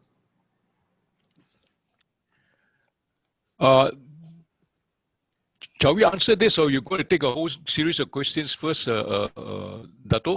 No, Dr. Larry, you can proceed to answer this. Okay, fine. Yeah, firstly, if those of you who haven't read, you should go and read Ang Yang Yan's book on how China escaped the poverty trap, right? And this is a very scholarly piece of work. She spent years and years in China trying to understand how things work down there. And she wrote a paper subsequently in 2017 entitled Directed Improvisation. And this is what she found was probably which accounts for how they can achieve the rates of poverty redressal. And as you know, they declared that they are out of poverty, I think earlier this year. And what it means is, you would have imagined that a centrally planned thing would be more rigid than us, that everybody follows this, as it were. But they said no. The central government only say these are the areas they got to focus on, but they give them as a cascade down to the province, to their districts, to their local townships, much more flexibility on how they do it. So I thought it might be interesting for us to look at this and see how can we create a Malaysian version of this with Malaysian characteristics. It is not so far-fetched. We tend to forget. In Malaysia, we created the Buku Merah, the red book, not Mao's little red book, but Tun Razak's Buku Merah. This was instituted at district level, where they have a planning, etc., and develop. But as usual, we are good at starting something, but very poor golfers, no follow through, right? And many of my friends tell me, in fact, the Korean Samuel Undong is to a large extent based on Pak Chung Hee's visit to Malaysia, and he found out about all this, went down to Operation Room and Buku Merah, and created something with Korean characteristics. So similarly, if minds are open to ideas, can we then not look at it and see what is it in store for us if we can factor this in a directed improvisation situation?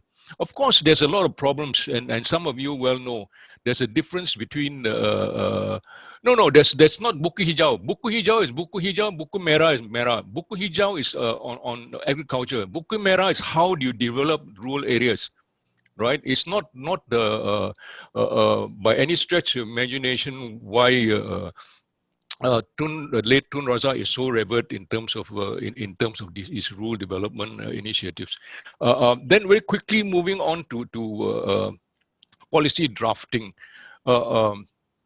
I think that the situation would be, as I see this is in just my Thai friends tell me, they say, Larry, now we don't do policies so much, we wait for Malaysians to do the policies and we implement faster than them, right? So it's not a very nice thing to hear, but the problem would be, I think the bet of this is go down to meso level. How do you cascade very quickly your national policies to state level and let them have this? If you look at the structure itself, the state have got less silos than in federal, right? The states have you structure it so there's a possibility that I won't labor the point, but just to mention in answer to your question, you must ground it, and maybe Dr. Koo will tell you whether there is a time and case where we can put for local elections again to really bring back a localization aspect. I'll stop there. Thanks. Okay, thank you very much, Dr. Larry.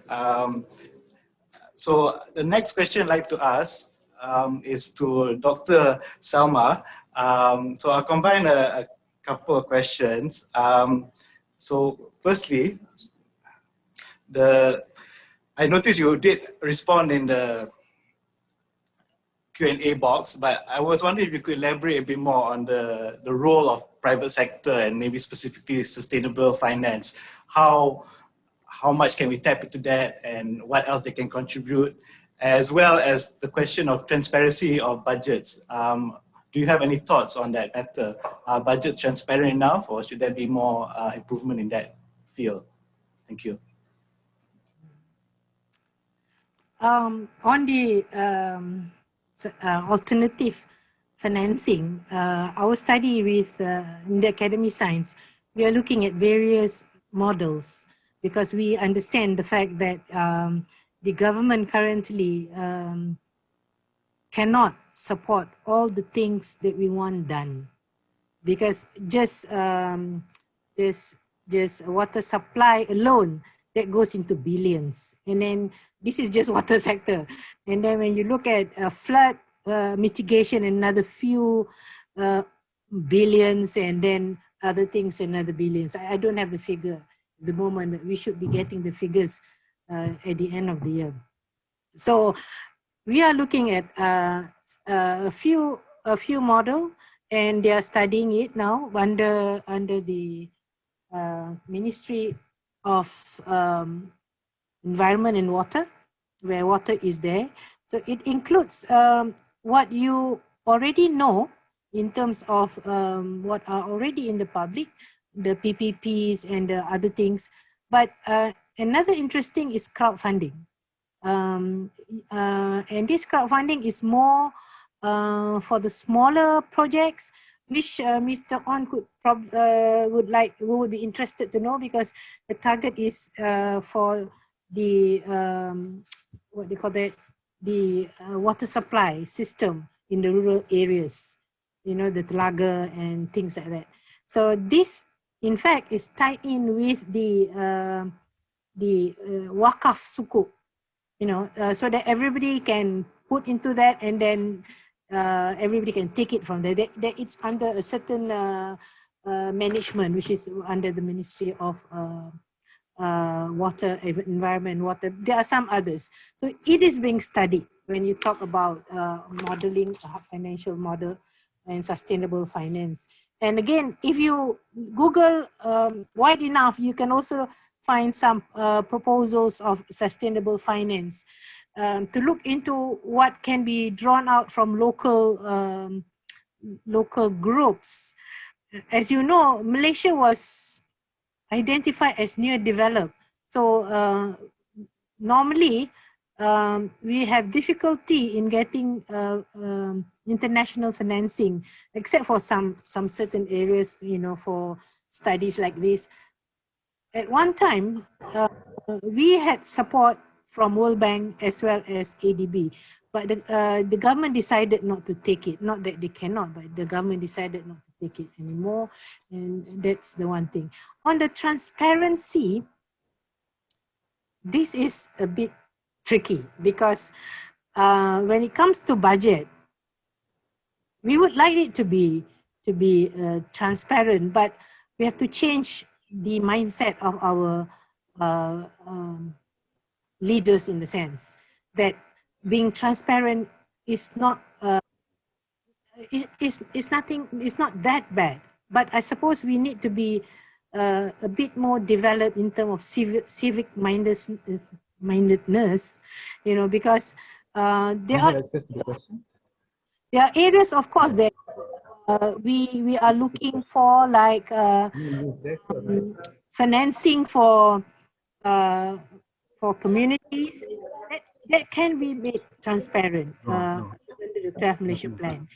There are areas, but other areas normally it is still not that transparent. As you know, everything under the government from the government is under the OSA. If we can just leave some of these OSA in some areas, like in information. Do you need the Ryan Chua question? Yeah. Yeah. So I just need Have I answered that, Cik Nazran? Sorry, Dr. Sorry, Sama. Dr. Sama? Have I meet your question? Yes. Yes. Thank you. Thank That you. was very That was very detailed. detailed. Thanks a lot. Okay. Thank you for that.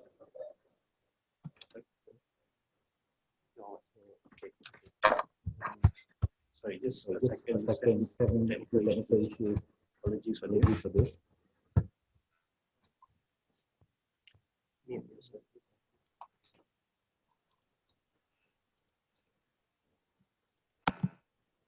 Okay, so next question I'd like to ask is from Mr. Ryan Chua.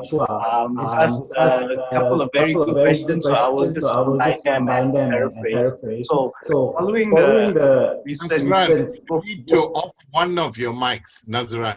Your two mics, there's an echo. You have to get out of one. Or telephone. Thank you. We have two, yes. All right, is that better? Yes. All right, thank you.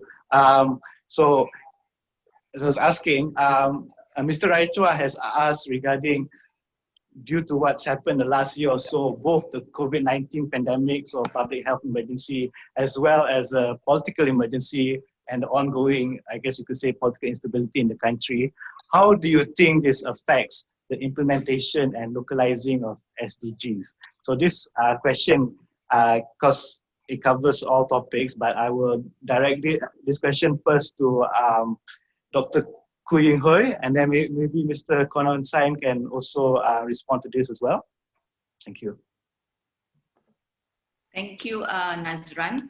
I think the pandemic has revealed to us that the SDGs is even more crucial for us to pay attention, as the impacts are not only talking about vulnerable or marginalized populations, but cutting across all levels of society as well. So I think to Ryan's questions about how has it been progressing or being stalled for the SDGs, I think it has to be looked at it from different levels of it. And one of the issues that I would like to raise is the accessibility, because I think the approach when we want to implement the SDGs, as we know, we have different geographical concerns and different levels of societies. I think different approaches to implement SDGs are required. Some in the urban areas, maybe due to COVID, you can still use the approach of technology. And but in some rural areas, I think different approaches are extremely required, and innovative approaches are also important. Thank you.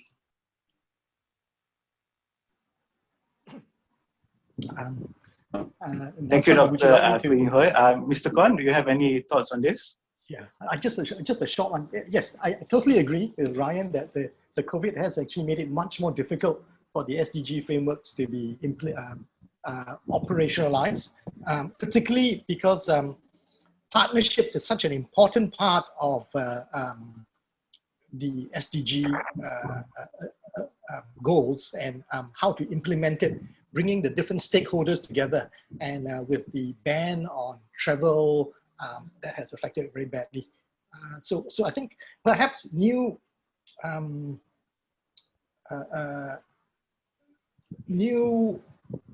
exceptions need to be given where there are such projects of community transformation or community development, that some leeway are given to these CSOs or state agencies to come together to develop these partnerships and have a blanket rule altogether. So yeah, that's about what I wanted to put some of my thoughts in this area. Okay, thank you very much, Mr. Kon. The next question I'd like to ask is Dr. Koo. I was very intrigued just now when you mentioned the need for us to have a sort of change our culture in order for consequential change for institutional reform to occur as well. Could you elaborate on that in terms of what about our culture we need to change, and do you have any suggestions on how we do it? Thank you. Yeah, I think what I mentioned about the culture is basically the political culture that we have, which I must say rather unhealthy, looking at our political emergencies apart from our health emergencies. For instance, the very direct one is to look at the role of the parliament itself. So I think the suspensions of the parliaments, which we have been debating for so long, which there is actually ways to overcome the challenge of it, and the excuses of not having the parliaments to be in seating. All this, I think, has to do a lot with the culture, and as well as the very top-down the approach that these countries is practicing. And I think the other things that I would also like to highlight is coming from the civil society, we must also acknowledge that not all Malaysians subscribe to the ideology of democracy. And I think that is one of the huge challenge that we are facing when we talk about empowerment, participatory approach. As some, they might be more favored with the top-down approach, and because that is a culture that we have inherited. So the challenge is really on how we want to change the narratives on that, and to enlighten the people about the spirit of participation.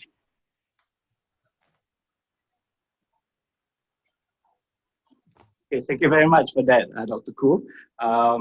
So the next question I like to ask is to back to Mr. Konan Sang. You mentioned just now about the green economy, and could you enlighten us in regards to what's the current status in terms of green economy with the Orang Asli? Has it had a lot of progress in recent years, and what do you think the future holds for green economy prospects with the Orang Asli and Orang Asal? Okay, thank you, Nasra. I just want to highlight there's some very, very good international studies done by various composite universities, both in Europe and US, looking at the Nepal case, and they have found very, very significant upliftment of poverty for forest community groups using a community-based approach. So it's not just at an international level we're seeing there are models of this working, but we also have some models of this in Sabah. Now, Sabah is taking the lead here. They have some models where the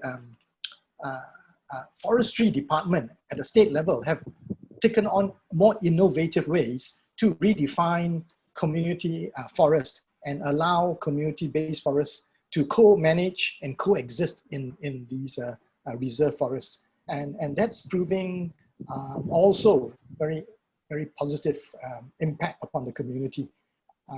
So some of the things, for example, is sustainable logging. And right now we just chop the forest and then, in a very indiscriminate way. And we don't see the impact it has on the local communities. And so you not only alienate and make these groups impoverished, but also in terms of its impact on the global climate, the degradation of land, flooding, and all these costs that the taxpayer has to pay to mitigate and recover all these damage. And yet the private companies that benefit from it are not held accountable to pay for these. So a lot of this cost is externalized at the cost of the taxpayer. The other thing with community-based forestry is studies are showing it brings 3 to 4 times greater benefits than that of the current logging practices. So so we really need to relook at these and ask the questions: who benefits from the current approaches? Who are the losers? And at the end of the day, is what is the net gain and net losses, a cost and benefit analysis with a wider angle lens, rather at a very narrow lens of what GDP it brings through a company or logging or activity. And then I think hopefully we can go further. Okay, thank you very much, Dr. Koo. Mr. Kon. Since we have a bit of time, I'd like to open the questions to the raise hand function. I see that Mr. Leong Sat Singh has raised his hand. Would Mr. Leong like to ask the question?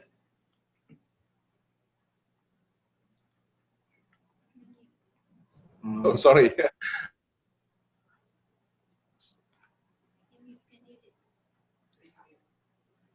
Sorry, I accidentally raised my hand. Sorry, I have no question. Mr. Leong, Mr. Leong, we know you. You can raise the question.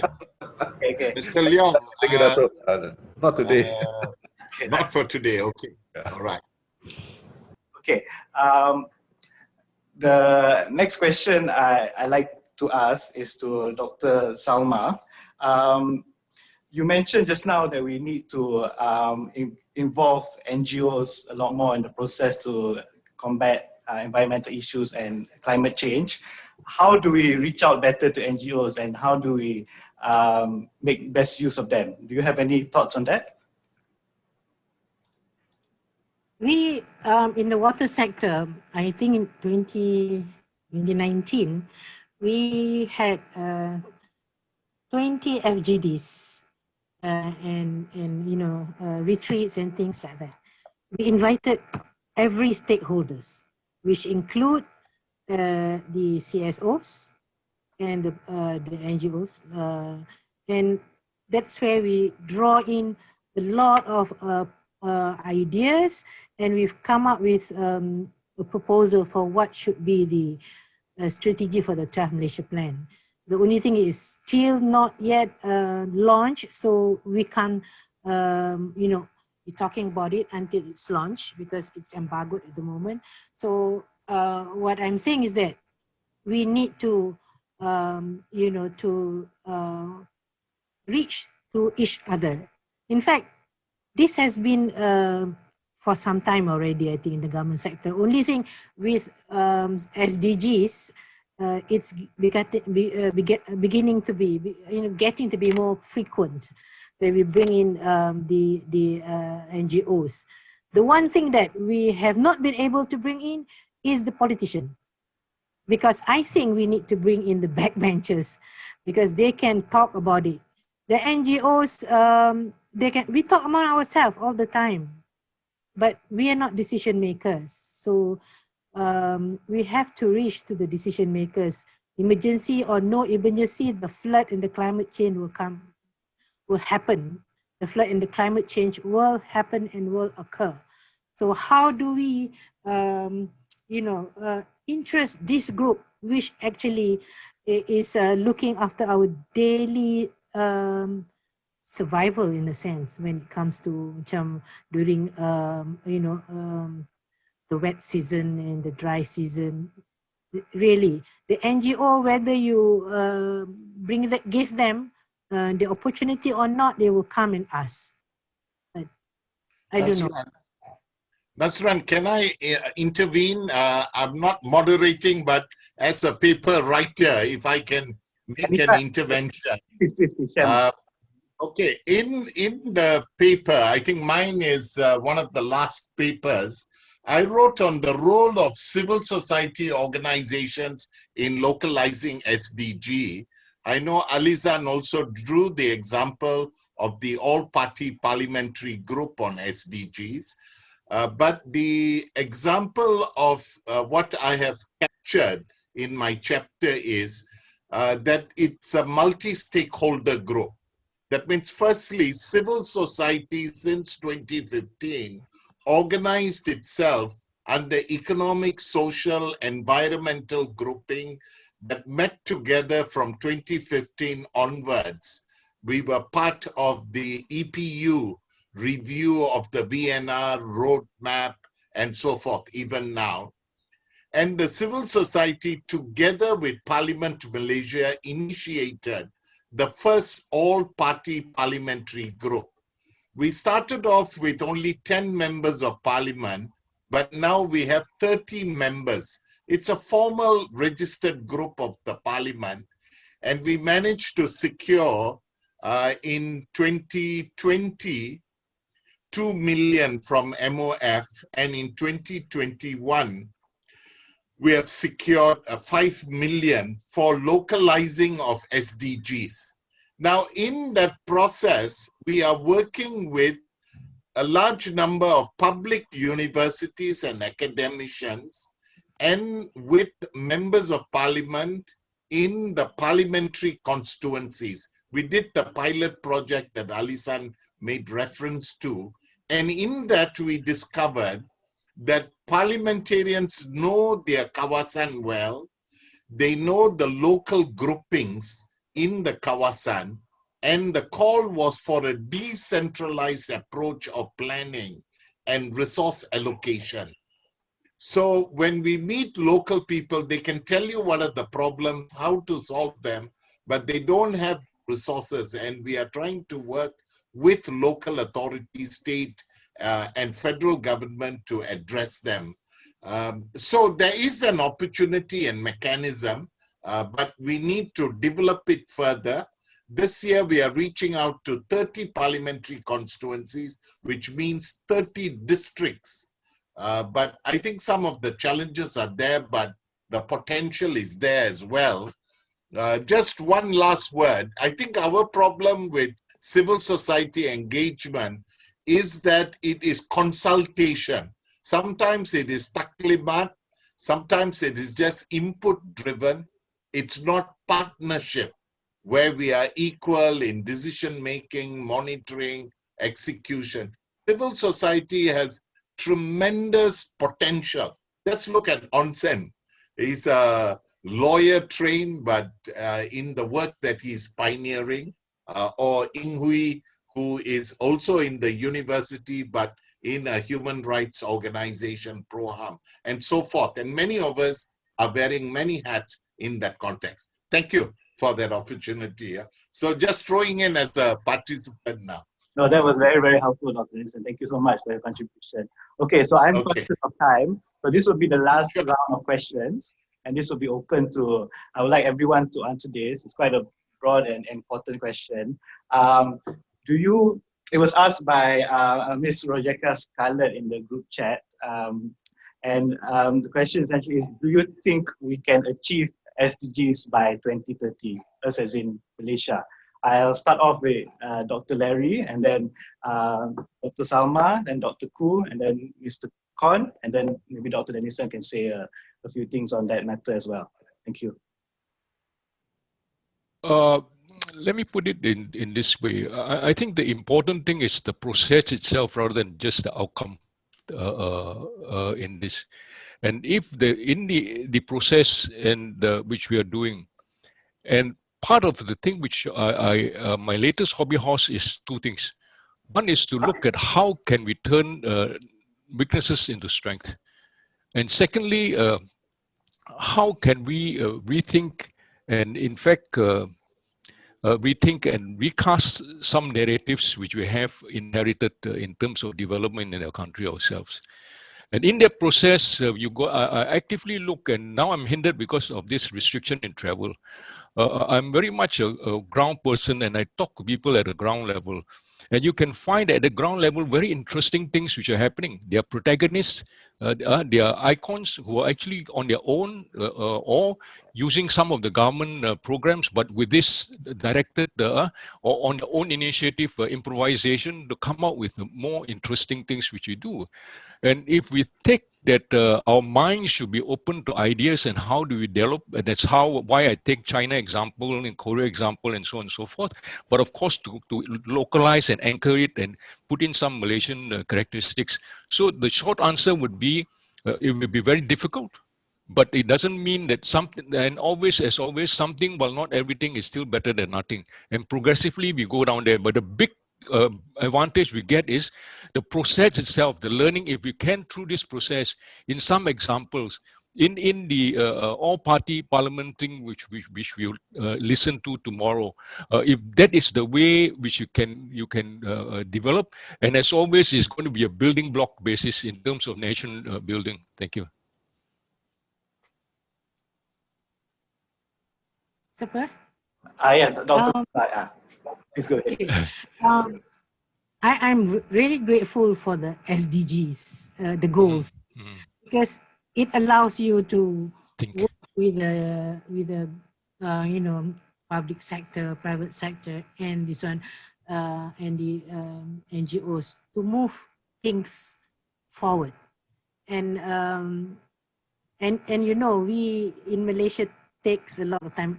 What Larry was talking just now about colleagues in international meets telling us that, okay, Malaysia can write, so we'll just wait for you. I've also heard that.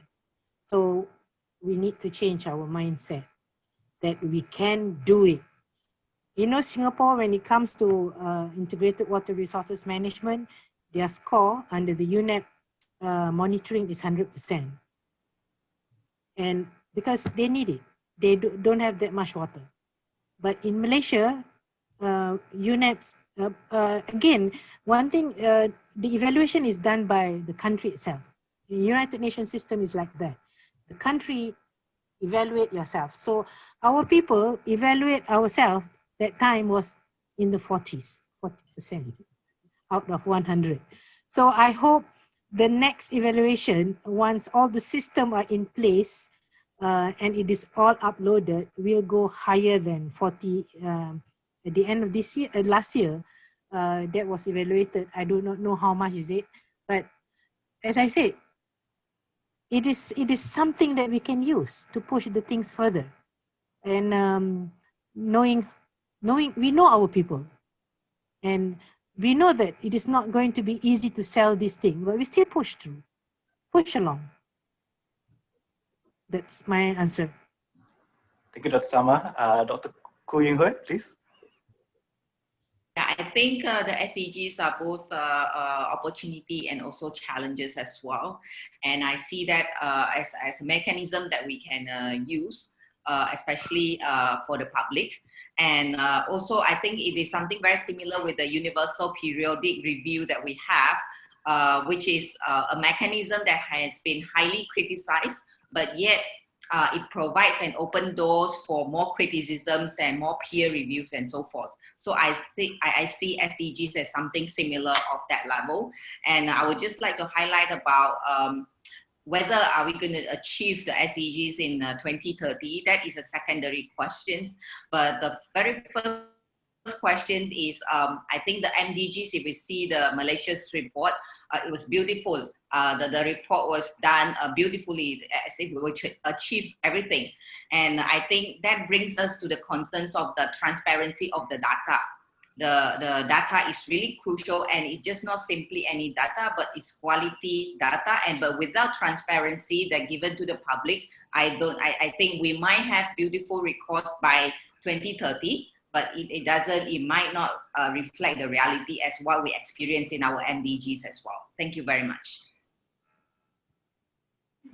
Thank you, Mr.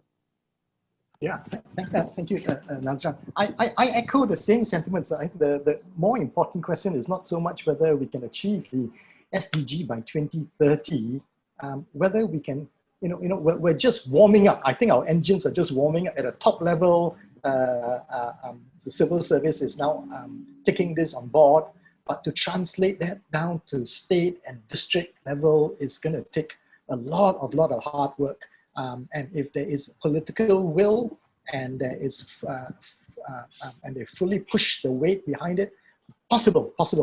But more important, it involves a huge cultural value change. It involves doing things very differently. It involves asking a lot of hard questions and are we prepared to move out of our comfort zone? But I think we have no choice, Nazran, because if not, climate change will force us to make that change. We're still looking at the small, local, small things, but at the end of the day, it's the biggest challenge, global challenge that will affect us is climate change. And as population grows, and as more of these assets are being lost, we are going to be in deep trouble. And so hopefully we will be more ready to take it on now and immediately and with the greatest of enthusiasm. Thank you. Okay, Nazran, if I can throw a brief input.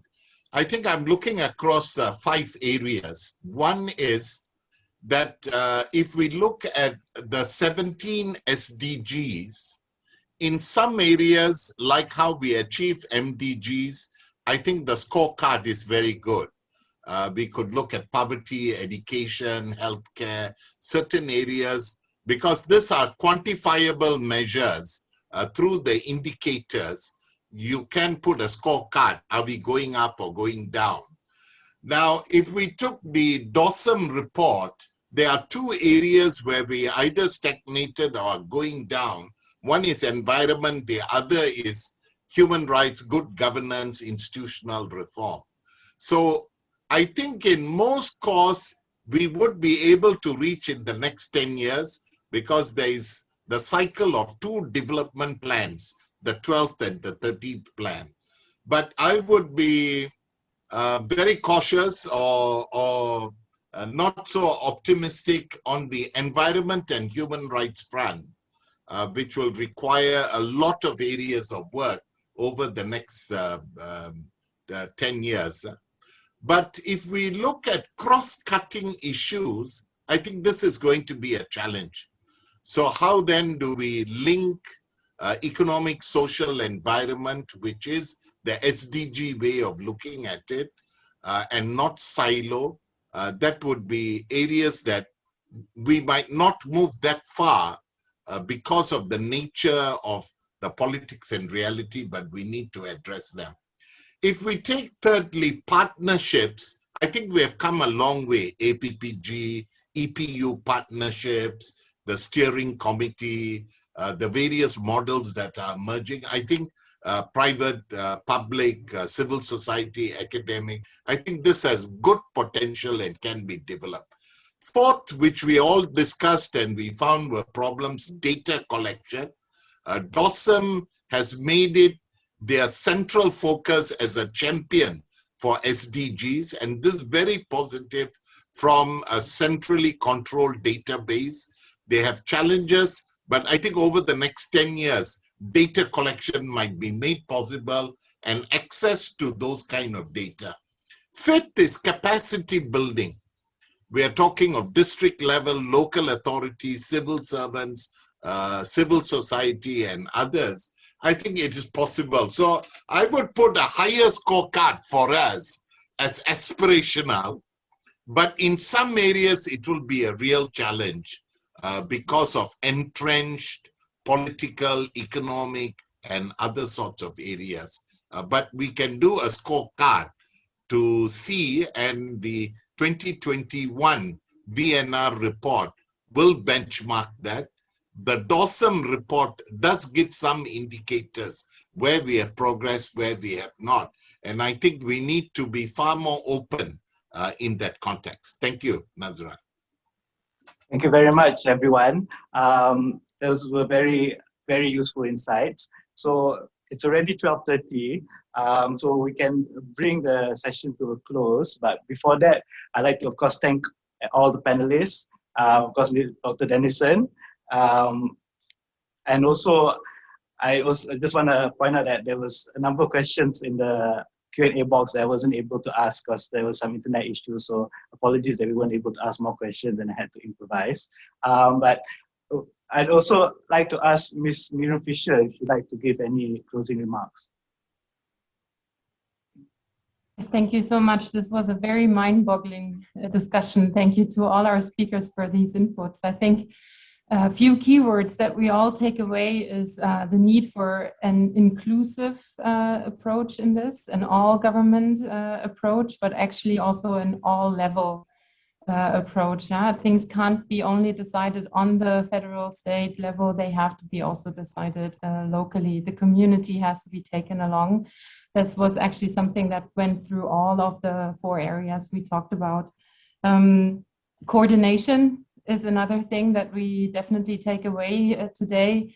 Coordination amongst all levels, but also in all areas. We've mentioned it. This is a cross-cutting issue. It cannot be merely addressed by one department or one organization. This is, it affects everyone. So it needs to be a cross-cutting approach. And someone, forgive me for not remembering who it was, but he mentioned that follow through is actually what we need. No, it's not only about starting initiatives, we need follow through and actually the suggestion and proposals to policy are there. Implementation is where we really need to have a look. And maybe if I may add, criticism in this regard doesn't need to be understood as, you know, just criticism and a negative addressing of things. Criticism can be seen constructively because we are all in this together. So if someone criticizes the way things are done, it is actually criticizing everyone and not just decision makers. We are in this together, and so let's welcome criticism and transparency in order to really get results that are honest and transparent. And this is an issue where faking nice statistics won't work, because we will see the problems and we will feel the impact if we actually don't go about it. So I actually welcome that we ended the session with asking ourselves if we can achieve the 2030 development goals. And I think we are on our way. Yeah, we have definitely been very successful in identifying the milestones that are needed to get on the way. But I think exactly what we're doing here right now, you know, thinking about how we can go about it is a big milestone on the way. And I don't know about you, but there are very few international conferences where people in the audience and presence in the actual signing of a contract are as emotional as the one when they signed the Paris Agreement. People in the room actually were so happy that a consensus has been reached. And I think we have to keep that in mind. We're all in this together. Yeah, not just Malaysia, of course, internationally, we're in this together, and this is our goals. And so I look forward to tackling it all together. Thank you. Thank you very much, Ms. Miriam. And last, I'd like to call upon Mr. Alizan to give his concluding remarks.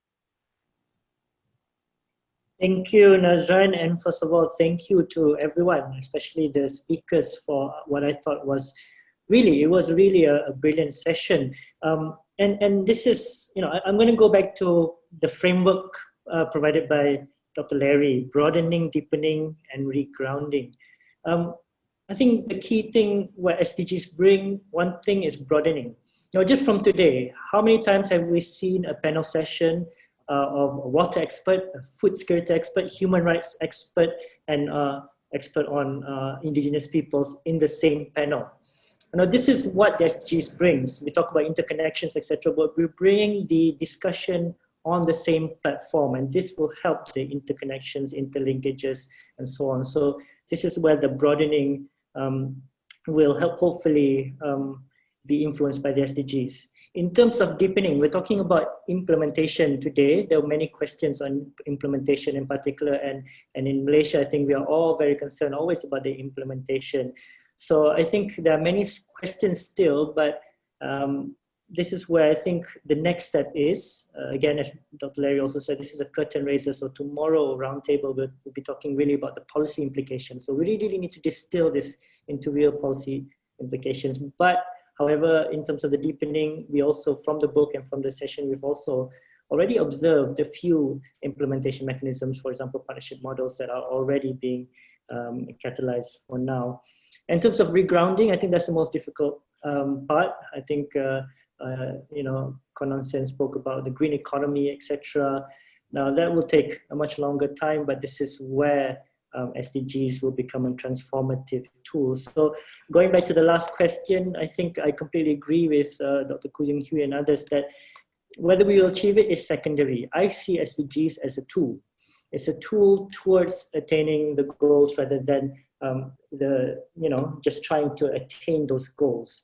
So this is why SDGs has to be utilized towards partnership models, has to be utilized for localization, etc. And as I mentioned, has to be deliberately utilized. So that's all from me. Once again, thank you very much to all the distinguished speakers, to KAS, to my colleagues at ISIS for organizing today. And I hope this book and this book launch will continue the debate on this issue of SDGs and leaving no one behind. Thank you very much. Thank you very much, Mr. Alizan. So we'll end the session with one final group photo. So just look at the screens and it will be on the count of 3. Okay, right. 1, 2, 3. Okay. Oh, sorry, one more time. 1, 2, 3. Okay, thank you, everyone. So now I'd like to also finally thank all the participants for joining us, contributing a great number of questions, and thank you for your time. And we'll just now adjourn the session, but I would just like to share a couple of reminders. Firstly, as I stated previously, if you'd like a digital copy of the SDG book, it'll be available for download from the KAS and ISIS website right after this event. And the physical copy will come to ISIS on Friday. So email us if you'd like us to deliver it to you, or you can pick it up from ISIS as well. And for those who are attending the roundtable tomorrow, please be reminded it starts at 10 a.m. too. Thank you, everybody, and webinar adjourned. Thank you so much, everyone. Okay, all the best. Thank you. Goodbye. Bye.